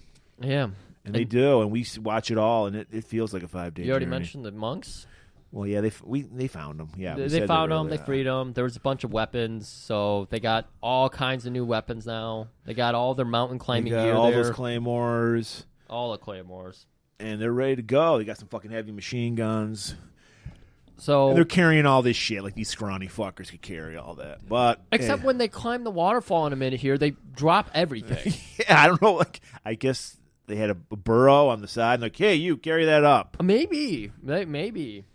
So we go back to our prison cell because Terry's being thrown in it. And, oh, you know what? She doesn't go to the prison cell first. No, she's brought right straight to Yuri. No, she isn't brought to him. Or maybe she was brought to him. They're outside. No, they're outside. They're outside. And Yuri, like, comes out. And then she's surrounded by all these guys. Well, she was being held captive. Well, obviously being held captive. She had her hands tied. She's being led to thank you, but to some, house or whatever. And then she starts fighting back. She beats the shit out of some people with her hands tied. And then a knife comes in, a machete, and frees her hands. And then she gets ready to fight Ty. Okay. And that's TIE fighter. That's when TIE fighter, yes. And that's when she realizes everybody has surrounded her. She was so busy fighting these other two people that she didn't notice 400 other dudes surround her. They're all like going, Kumite, Kumite. And she can't resist a Kumite. Oh, yeah. But she sees Yuri standing up there, and she's like, that's clearly the leader of this fucking gang. He's a white guy. Of course he is. So she's like, look, I'm not fighting this twink. What'd you say your name was? Jafar? Not fighting you. Fighting this tall, dumpy motherfucker right here. And so I like this move by Terry. She just starts making a beeline right at Yuri to fight him, and Ty steps in and kicks her in the chest. He's trying to get some brownie points with the boss. Yeah. So this is where you get the Terry fight. TIE fighters. The TIE fighters. And so I think it goes back and forth for a while, and then Terry just gets the edge. All I remember is she threw him on a staircase, and it exploded. Yeah. Because it was made out of, like, plywood. Yeah, she gets that one kick in. It throws him. He crashes through a staircase. He's so pissed off by being kicked by a woman that he has a gun in his belt. He's got the same special belt that Bolo wears in Bloodsport, so he just can pull whatever he wants out of it. Pulls out the Alka-Seltzer. No, I'm not going to need that. She's too far away. I can't use that. So he pulls out a pistol, and he's about to shoot her, but Yuri steps in the way, and he's just like, no, my friend. And he goes over, and it looks like Yuri and Terry are about to fight, which would have been cool. Yeah. But instead, what you get is he just gets her in the chokeslam and fucking tosses her to the ground. Well, he holds her up off the ground for like a minute or two. It's true. And you can totally see the wire holding her up. Yeah. But, yeah, he holds her up, and then he goes chokeslams her through a table that was on fire. That was pretty crazy. I like that he did it off the roof, too. That was a good touch. Yuri invented backyard wrestling. Mud show. There was a mud pit, so it's kind of a mud show. It was a mud show. This whole fucking movie is a goddamn mud show. We still got like a half hour to go. So, fucking, because Terry is a little spitfire, she spits. Literally. She's a literal spitfire. She spits in Yuri's face. That pisses him off. So usually this kills a motherfucker, but it doesn't kill Terry because she's too strong. But he does the Dolomite stomp. He does on her, and the Rudy Ray rub out. Yeah, the Rudy Ray rub out, Murray. That was you just winged that, didn't you? Yeah. Good. Oh, that was not so bad good. for a guy that's about to fall asleep. I know. Because of this movie. So I literally fell asleep watching this movie today. Damn you, Australian guy! That's the last time I'll listen to you. So Mac, Scott. What are they doing? They're making their way up that death mountain. They're climbing up this waterfall. Scott puts on his tiger claw ninja thing. Oh my god! I don't think he ever uses it. And then you notice it was like dangling too. It was like a bracelet, a tiger claw bracelet. That would suck so bad. That would hurt so bad trying to use. Everything about this scene was awful. They're like throwing grappling hooks. Well, it was impressive that they're real guys climbing up this huge waterfall. It wasn't them, of course. But yeah, like they're just throwing grapplings. They cook every single time. First try, the Fonz couldn't do better himself. Like, it was awful. So they get up the top of the waterfall, and we cut back to Dad. What's Dad been doing? It's been so long since we had like a reason. The whole thing was the dad's daughter was being held hostage, but we don't know anything else going on with like any kind of other force. This is my interpretation, because as we said, we don't speak Thai, so we don't know what's going on. My interpretation of this is they were going to hold her hostage. They want to kill the dad. That's the whole point. They want to get the dad. That's the only reason they're kidnapping the girl, Sue Lin. So what happens in this scene is Dad gets a call. They're not going to deliver Quiznos because of the COVID. And so he has to walk to the Quiznos. As he's walking, a guy pops up, Oscar the Grouch, pops up out of like a sewer grate, Teenage Mutant Ninja Turtles, and he goes, "Cowabunga, dude!" and shoots Dad and kills him. And then it pops back down. And then the scene's over. And that's it. So now they don't need. So that's why I'm thinking they were keeping Sue Lin alive. And then they're going to kill her later because they don't need her anymore. That's my interpretation. So before we head back to Mac and Scott, we have to go back to Yuri and Terry. And they're having a nice discussion. Interrogation. And Terry's playing coy. She's just like, "I'm part of a tourist group. I was just touring the warehouse, the Buddhist monk temple, and they were about to make us little Buddha monk cookies. But then your people showed up and brought me here. You got to return me because the Great cover, Terry. I almost believed it myself. It was awful. And so, but he's smarter than us. So he's just like, "Oh, really? Well, maybe you can tell somebody else should believe your bullshit. Get Sue Lin." So they bring Sue Lin in. And they start threatening Sue Lin's life. They're thinking, well, obviously Terry doesn't care about her own life. She's into being burned and like choked. She's a crazy broad. Maybe she'll have some humanity for Sue Lin. Well, here's the thing, is that at this point, Yuri knows that the dad's dead. And so he's like, "Look, the only thing keeping you alive was your father. Word just came in. Carrier pigeon. Your dad's dead. So you're going to be done here, but I'm not just going to kill you any old way. You know, I got to Scooby-Doo this shit. So I've got this thing. It's the most beautiful. Well, come on. thing. If you had a gator pit, you wouldn't be looking for any reason to use it. I'm surprised there wasn't being money bet on it and shit. Who's going to die first? Who's going to scream loudest? Who's going to take the longest? There's got to be so many things to wager here. But he's like, "I've got this execution platform. It'll be ready tomorrow morning, and that's when you two ladies will be going to meet your maker." So they need a whole day to get this execution platform up. It's that complicated. Oh my God. We saw it in the background in the other scene. It's already done. And then Terry with the most fucking dry ass deadpan delivery.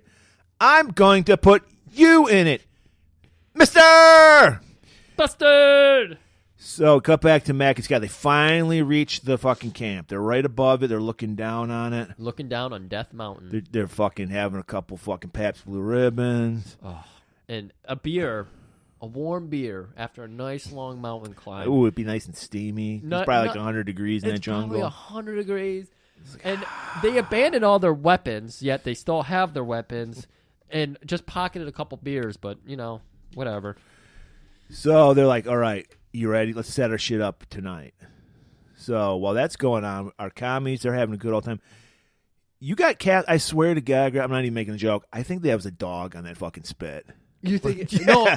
What did I put? You put calves. Yeah. No, I think it was a dog. The grossest thing. I was grossed out by this. But the grossest thing of all is it's just like skin. There is nothing left there. There's not like any meat on. Like usually you see a full pig over a spit like that. That's what I thought it was going to be. I'm like, holy fuck, is it a dog? Yeah, it's just like the skin stretched out. It was disgusting. Yeah, it was. Well, now we turned into Scott. We're just saying their ways are disgusting. Well, this was the commies. Yeah. Well, no, they were. It was. Or the Russians. No, there's just one Russian, Yuri. The rest of them. Go look at that scene again. Russians don't eat dogs. Go watch that scene again. They're singing a Russian song. Well, because they're commies. They're all commies. Doesn't mean you're Russian. It was Russians, man. There was a small Russian division. Yuri wouldn't be involved with that. So Terry and Sue Lin, what are they chatting over? Because I don't remember. Well, Terry is just like, who Sue-Lin is asking who Terry is and everything, and she's like, well, I'm a tourist. I was just here. I flew in with my buddy Mac and Scott. She's like, Scott? Scott Wilde? The bass player to Faster Pussycat? No, the other one. You know, the dweeby one who wears a hat, like, just rests it on his head. Yeah, does he like dry plain hamburgers? Yeah. This motherfucker, I made him a beautiful, authentic dish, and he refused it. He spit in my face. He was going to put a cigar out on the other side of my neck, said I was going to look like Frankenstein when he was done with me. That's my Scott. Great. Ugh. So Terry tells Scott, don't worry, Meg and Scott, they're out there, and they're going to come get us, I think. I don't know. And you can see that look on Terry's face, like, why did I lie to her? Why did I lie to her? You can't trust Mac. Because she knows the only thing you can trust Mac to do is put a fucking cigar out on your neck. She thinks that Mac and Scott are dead, so I gave this poor girl false hope. Right. And so, false hope, really, Griff, because our man Scott, first Mac goes, you think you can take that? First thing I do is take that watchtower guard out. Yeah. He's like, I can do that. Can you hit that guy's head? They're like 5,000 yards away. Can you hit that guy's head with this crossbow? And Scott, being Scott, he's just like, yeah. Scott's never used a crossbow in his life. I've done it 20 times before. Fucking Mac. Think I'm some kind of bitch. But Mac trusts him. He's like, okay, you do that. That'll be your thing. I'm the beer can MacGyver right now. Yeah. So I don't know why he needed a beer can to set, but he just felt like he had to MacGyver this. So he sets up all these heavy machine guns like, all around, like up in the mountains around, because they're like in a valley where the compound is. Yeah. And they sets up all these heavy machine guns with beer cans attached to them. I guess it's supposed to be the weight. There's supposed to be some weight to pull the trigger, and then how much does the fucking empty beer can weigh? Again, like an ounce. They needed to watch some A-Team to get a better little montage of them assembling. I would love to see them out in the jungles welding shit. Da, da, da. It would have been so. But yeah, he's dangling empty beer cans, and that's somehow supposed to keep an M60 fucking turret gun stable. Yes. And while he's doing that, our boy Scott's putting claymores all over the fucking compound. They're setting up trip wires. They're setting up those fucking spring traps on the ground. So when people walk in it flings them over like Looney Tunes always did it, and it would slam the people. Oh, what else did they do? Fucking pits with spikes in them. Yeah, punji sticks. I believe that's what it's called. I mean, I think they put out. They got the Ewoks, the big tree trunks that slam and crush people in between them. They're doing everything. They're using nature. They really are. And nature is nature's best killer. Whenever you have a highly scientific enemy, you just use nature. Right, and you always defeat them, especially when they're Russian. Nature always learned wins. that from Rocky IV. Yeah. That's a good point. So next morning, everything's laid out, set up. They're just waiting for this. Apparently, they know when Sue-Lin and Terry are going to be executed, too, because that's what they're waiting for. Yeah. They're waiting for daylight. They're waiting to see some action, and they get woken up by screams because Sue-Lin and Terry are I was like, wait, did I get that name wrong? Well, we hear, Scott! Scott! Scott! From both Terry and Sue-Lin. I don't know why Terry was saying Scott, but she was. And I love this platform that's not a platform because all it is, this is the great thing that took 2 days, I think, for them to build. It's a pulley system. That's it. So there's no platform at all. It's just like there's like a swing set type apparatus around over the alligator pit. And they have pulleys, so one side has the girls, the other has a bag of rice that weighs a little bit more than they do. Yeah. So they're kind of like they're hanging there. And the idea is you just shoot the rice bag, and it's slow like a sand, like a what's the thing, the sand thing? The hourglass. Hourglass, and they run out, and then you slowly sink. Yeah, it was a cool contraption, and they're using it. But it would not have taken 2 days to do that. No, absolutely not. I mean, unless you're Russian. This is like a blind joke. How long would it take a bunch of Russians and Viet Cong to assemble a platform death trap? How many Polacks would it take? Oh, there we go.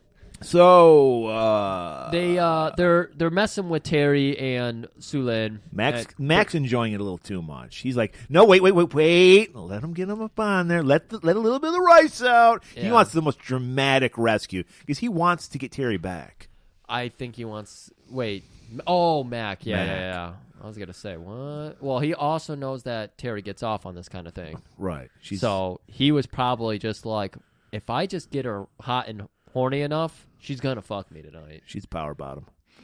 So as you alluded to earlier, Scott, fucking the Robin Hood of the jungle. They got everything.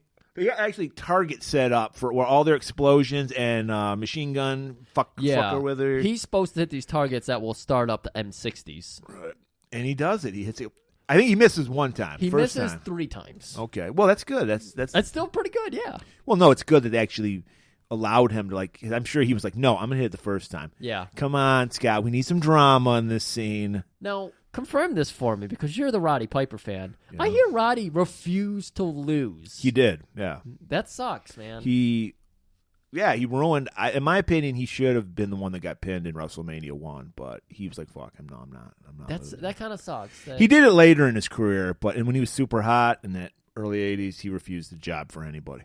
Okay. It was always like a disqualification. Me and Joe were talking Dr. D the other day, and he's like, I would have loved if Dr. D had more of a heel career because Dr. D. I'm sure they were setting up. I love everyone's like, can you get done with this fucking movie? Goddamn wrestling talk. Hey, we need to be ready for this last. The bit, so original we need to talk plan, about I'm good. sure, was Piper and Dr. D versus Hulk and Mr. T. Yeah. And then he fucked it all up. Well, he didn't fuck it up. He actually listened to Vince McMahon, and Vince McMahon fucked him up. Yeah. Go listen to the Dark Side of the Ring episode Dr. D. David shows. No, just listen to it. Don't watch it. Oh, okay, never mind. Stay in the podcast mentality. Put it on. Turn your monitor off. All anyway, right. hold on. We're in the... So we got Scott shooting the little target to set off the first M60. And it's just going back and forth. This is the thing. And Murray, you can tell me how good my joke was here. This M60 with no man... manning it. No man manning it. Nobody aiming it. Nothing. Unmanned man thing. It somehow hits about 45 different soldiers down like 80 yards away. Well, fortunately, Mac went to the same engineering school that Jacques Montan went to. Oh, yeah. So he knew exactly. That theorem that was on the wall for Angeltown, that was how to make a machine gun. That was accurately shoot. And that was Mac's theorem? Yes. Holy shit. That's amazing. That's amazing. And so, yes, you're right. It's the anti-stormtrooper thing where they actually hit everybody. Yeah, it's hitting everybody. And my favorite part about and this... they're running toward it still. Exactly. They're all like, hey, everyone's getting shot. Let's run. Right at it. That's the last thing you'd expect someone to do. Good point. Sometimes you need to do point. it. But it didn't work out this time. So Mac, he infiltrates. Our boy fucking Scott is just picking people off with his crossbow. Mac goes down there. He's killing motherfuckers left and right. Finally gets to the execution platform that's not a platform.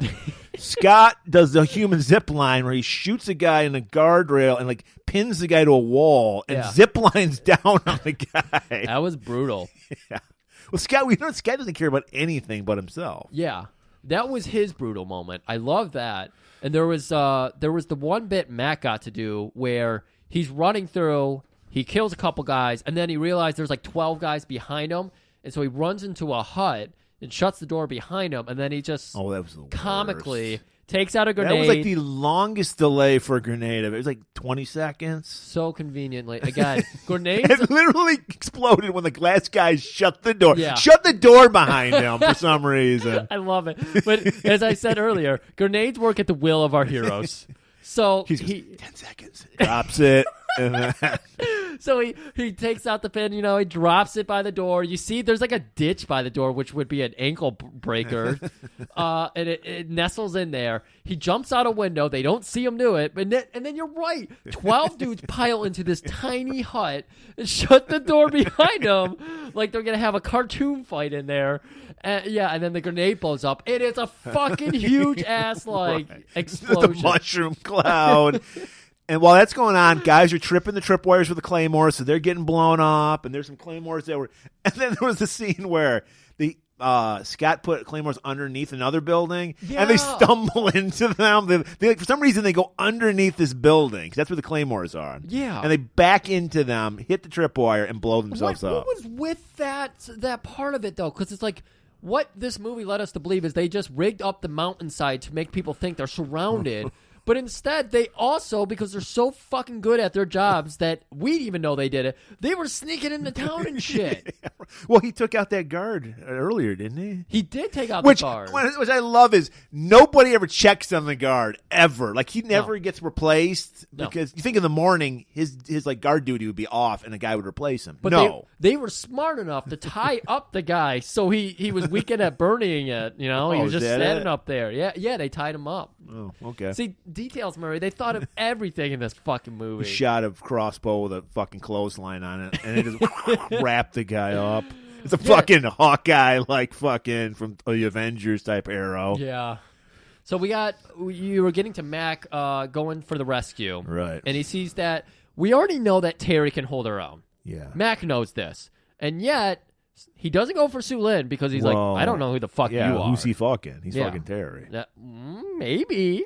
He can see that she's really into it, so I think he's thinking there's she's some right. heavy Dom sub shit going on with Terry big and time. Mac. So he immediately goes and saves our girl Terry. Well, he knows Terry can actually get off the fucking thing after he releases it. He's like, cook your legs on the fucking swing set. So she knows what she's doing. Yeah. So he grabs the other end. He hangs down. So she goes goes all the way up. He grabs he jumps on the rice bag to pull it down. She goes up. She uses her legs, wraps around. He somehow just gets out. I don't even know how he got out. He just was out because he was an inch away from the alligators. They were snapping at him. I don't know. Mac, watch out.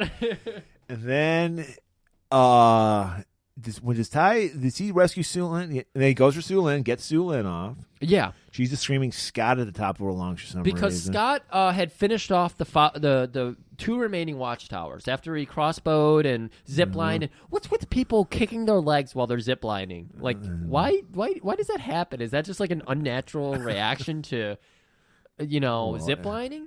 I've never done it. I don't know. Like Macaulay Culkin did in Home Alone too. So I'm just saying it's a thing. Who knew this movie inspired Home Alone, the great fucking action movie? So Scott's running down the hill, Anne of Green Gables style. Did you know the original title for Home Alone was No Retreat, No Surrender 3? Oh, of course it is. He does say, this is my home. No retreat, no surrender 3. So you're dead on with that one, man. But he's running down the hill. I meant to say Little House of the Prairie style. He's jumping through the daisies. Little Annie, come here. I don't know what her name was. Laura Ingalls. Laura Ingalls. And as he's running Laura down, Ingalls Wilder. Yeah, that's right. He gets down to the mud pit where he's standing in front of Terry and he's hugging Sue Lin. He's just like, oh, my God, are you hot and horny too? Because I got a chub that will not be I'm going to leave you hanging for that one. Thank you. Murray, we've been missing someone. Ty? No. Who? Yuri. Oh. Well, Ty gets killed, right? We talk about that? Ty got fucked up in the explosion. Ty is going to kill Mac, and then he gets killed. Who cares about Ty? He sucked. So... for no reason. So just... Okay. So Yuri. We forgot about Yuri. This is what I was trying to lead you to. Okay, so what happens is Scott, like you said, he's in Laura Ingalls wilding it. Yeah, he's running down that hillside. He's wild in the streets. Yep. He's running up, ready to grab Sue Lin by her cakes. And just as that's about at the corner of her eye, Terry spots Yuri coming out of his... he was like under one of the buildings. I don't know what he was doing. And she's like, Scott! Scott! And then she leaps. She's known fucking... Scott, all of 2 or 3 days, sacrifices herself. He takes 20 bullets to the chest. Yeah. Pushes him out of the way. She takes all them bullets, collapses. Scott's like, he didn't even notice. He's running for Sue Lin. Yeah. Yuri's like, damn, that's a straight ass cold motherfucker. Yeah. So This is what leads us to our final match. Matt catches Terry before she falls, and they have this loving embrace. And Cynthia acting her little buns off. I forget what they say here. It was just ridiculous. horseshit. Yeah. You never could stand still. You never asked me to. What would... Well, if I did, would you have? I hear vegetables are good for constipation. And then she dies. And then, this is the final fight. This is the reason we're watching this fucking movie, because apparently Loren Avedon can kick some ass. So, fucking Yuri rips his fucking shirt off, I think. So all I know is he is peck jelly to the gills. He is glistening like a god. He was. Scott shoots him in the hand with the crossbow. Oh, that's right. So he has to rip the arrow out. He doesn't break it in half and pull like the small. He rips the arrowhead out, and then he just rips off his shirt. This was great acting on Yuri's part. Him ripping off this shirt in distress was beautiful. Rips it off, makes himself a nice little bandage, and he is just Terry ready. ties it like 50 times like she did Scott's earlier. Yeah, exactly. There's a centipede on Scott's chest. So Yuri wants to get it off. So, and then you cut back to Yuri. He's glistening with peck jelly. He's just fucking shining. The sun's blinding Scott. They got that golden hour sunlight on him, and with that peck jelly, it's like you feel like you're looking at a golden man. You were. And he just starts forearm shivering the fuck out of Scott. He's just literally beating Scott with his forearm. I loved it. Of course, no one knows how to throw a fake punch anymore, so he's just doing the fake forearms. And it's working here, though, because we hate Scott. It's working until Scott. I don't know what he grabs, like a fucking barrel of a gun or some shit. It's some kind of metal cylinder. It was. And he blocks the forearm. He puts it over his forearm, and then Yuri hits that, and he's like, oh, he's not unlike our champion Tung Po, who just kicks fucking cinder block, structures. He can't handle that shit. So Scott gets a couple of kicks in. He does the old grab onto something overhead and then do like a drop kick kind of move. And then Scott fucking jumps out a window and runs into what was actually Yuri's office. This is where we saw Terry get interrogated earlier. And so Yuri slowly, just like your classic heel, he's just slowly, giving the death march. It's a fucking shrine to disgusting communism. You got the Russian flag hanging up. You got a signed, autographed, framed poster of Lenin. Just right over his desk. Oh. You got fucking Nikolai Volkov, 8x10 on his desk. You got it all. So this is where Yuri walks into his office, and he's like, come out, little American scum. We're going to have us a little fisticuff conversation. I don't know why. And so the camera finds... Ooh, yeah, brother. So the camera starts pulling... Face the macho madness. USA, Russia, #1. Iran, #1. And he starts singing the Russian national anthem. Okay, I love this now.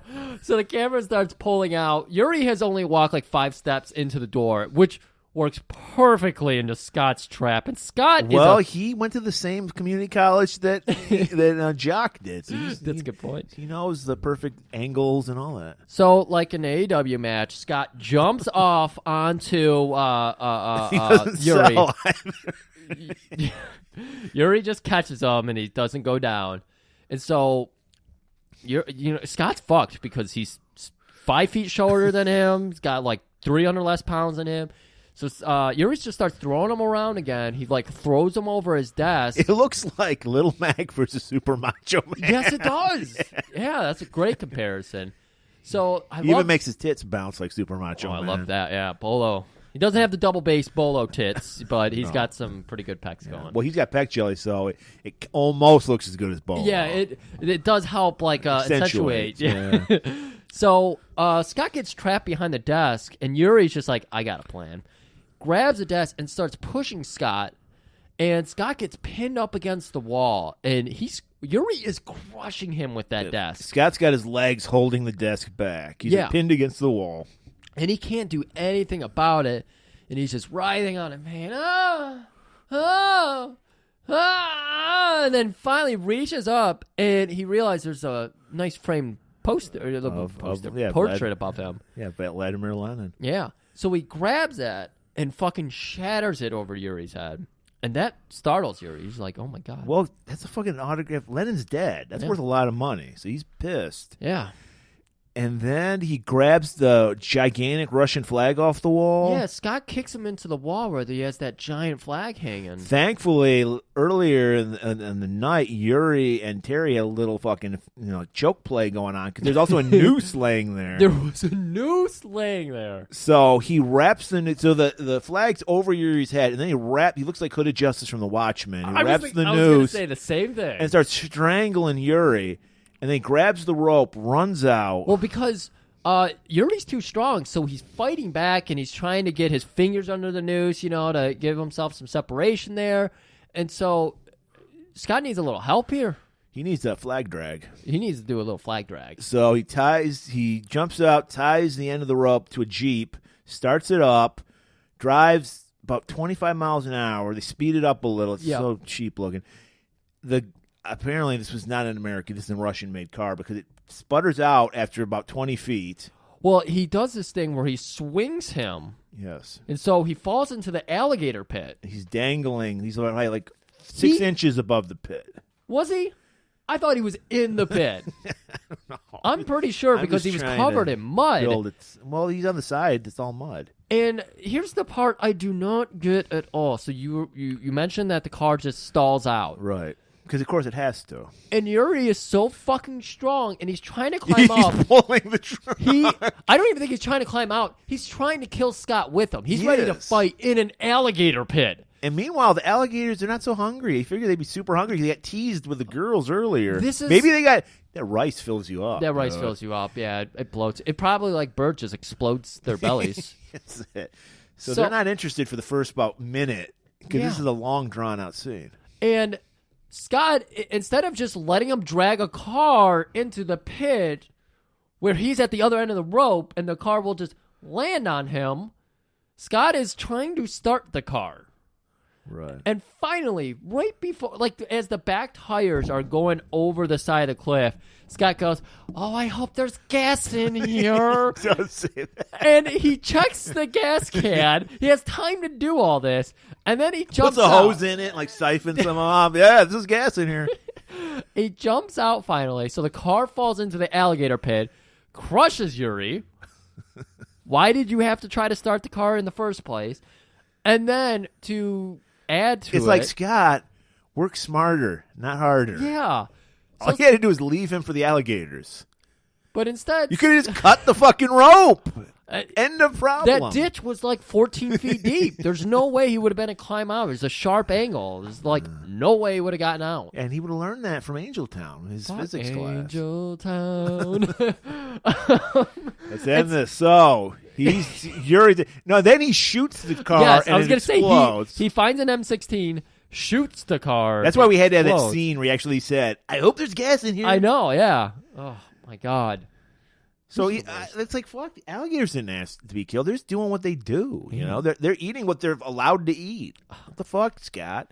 But we learn in this next scene, Scott cares about fuck all but himself. Yeah, because. We see Mac cradling Terry. Sue Lin runs up to fucking our boy Scott. Scott! I love you. And he's like, "You're all right too, kid." Pats her on the head. And then he looks up. He's like, "So, what the fuck's up with Terry?" Because he didn't even remember that she got shot. He doesn't care that much. Yeah. He's like, "What happened? She asleep?" She's got bullet holes in blood. She's dead, Scott. All right. All right, let's go. Let's get the fuck out of here. How are we going to get home? Literally ends it that way. He just gives a fuck all about this girl who fucking risked her life for him. She gave her life. Not risked her life. She gave her life for him, and he couldn't care less. Yeah. Classic. That's a Trump move right there. That really is. And and that's it. It just fucking fade to black. That was a challenge. Yeah, fuck you for recommending this, Australian guy. That was a tough Keep listening, but fuck you for doing that to us. Tough movie. Yeah, this was like the COVID quarantine of movies. It felt like time slowed down to nothing, and it was painful, but we got through it, and we're going to get through that. We are. That was us wearing our masks out in public for our one visit to a shopping store a week, you know? Well, I don't know, because, Griff, the one theme, this was not a theme we decided. It just kind of happened. It happened, yeah. Douchebag heroes. This is Douchebag Hero Month now. And I'm like, well, I got another one, because I saw this movie when it came out in the theaters. I remember nothing about this movie at all except for one scene. And if you've seen this movie, you're going to know what I'm saying. I'm not going to reveal it till we talk about the movie next week. But this one line that Brandon Lee utters. Oh, did I say Brandon Lee's going to be in it? Yes, Brandon Lee's going to be in it. I think it's our first time we've ever talked about a Brandon Lee movie. But he's not the star. This is early Brandon Lee, before The Crow. The star is a guy who I don't think we've talked about since fucking like week 6 or 7 with the Masters of the Universe movie. Oh. Dolph Lundgren. Yes, people, we're doing. I always want to say Big Trouble in Little Tokyo because it's called Showdown in Little Tokyo. Okay. I think that's the title. So we're doing that next week. Yes, and all I remember is Dolph was a douche in this movie. And it fits the theme of our movie. And don't worry, guys. Like the quarantine, we're going to get through these douchey heroes because, oh, my God, Griff, June and July are just going to be amazing months for us as far as movies goes. You guys are going to be blown the fuck away. So this is your medicine right now. We're making you deal with these movies with us. Because I noticed, did you notice, Griff, like we said we were going to do last week, we killed all that momentum we built with Bloodsport with fucking Angel Town. Yep. Because Angel Town fucking tanked for us. At least people know that Olivia Gruner is awful. Yes, if we've done anything, we've told you to not ever watch an Olivia Gruner movie. Although there is one I really want to watch after a nice sabbatical from Olivia Gruner because he does do a movie with Billy Drago, and yes, he's got beautiful Billy Drago hair. He's hand acting his ass off, and I'm pretty sure he has a gimp leg in it. Is that the proper word for that? Sure. And he acts the fuck up. He's selling it better than I've ever seen somebody sell. Almost like, as good as Frank in the wheelchair. Almost as good. I want to point that's it. Let's extend this even longer. I just want to give a shout out to one of our listeners who's smart enough to know how great we are.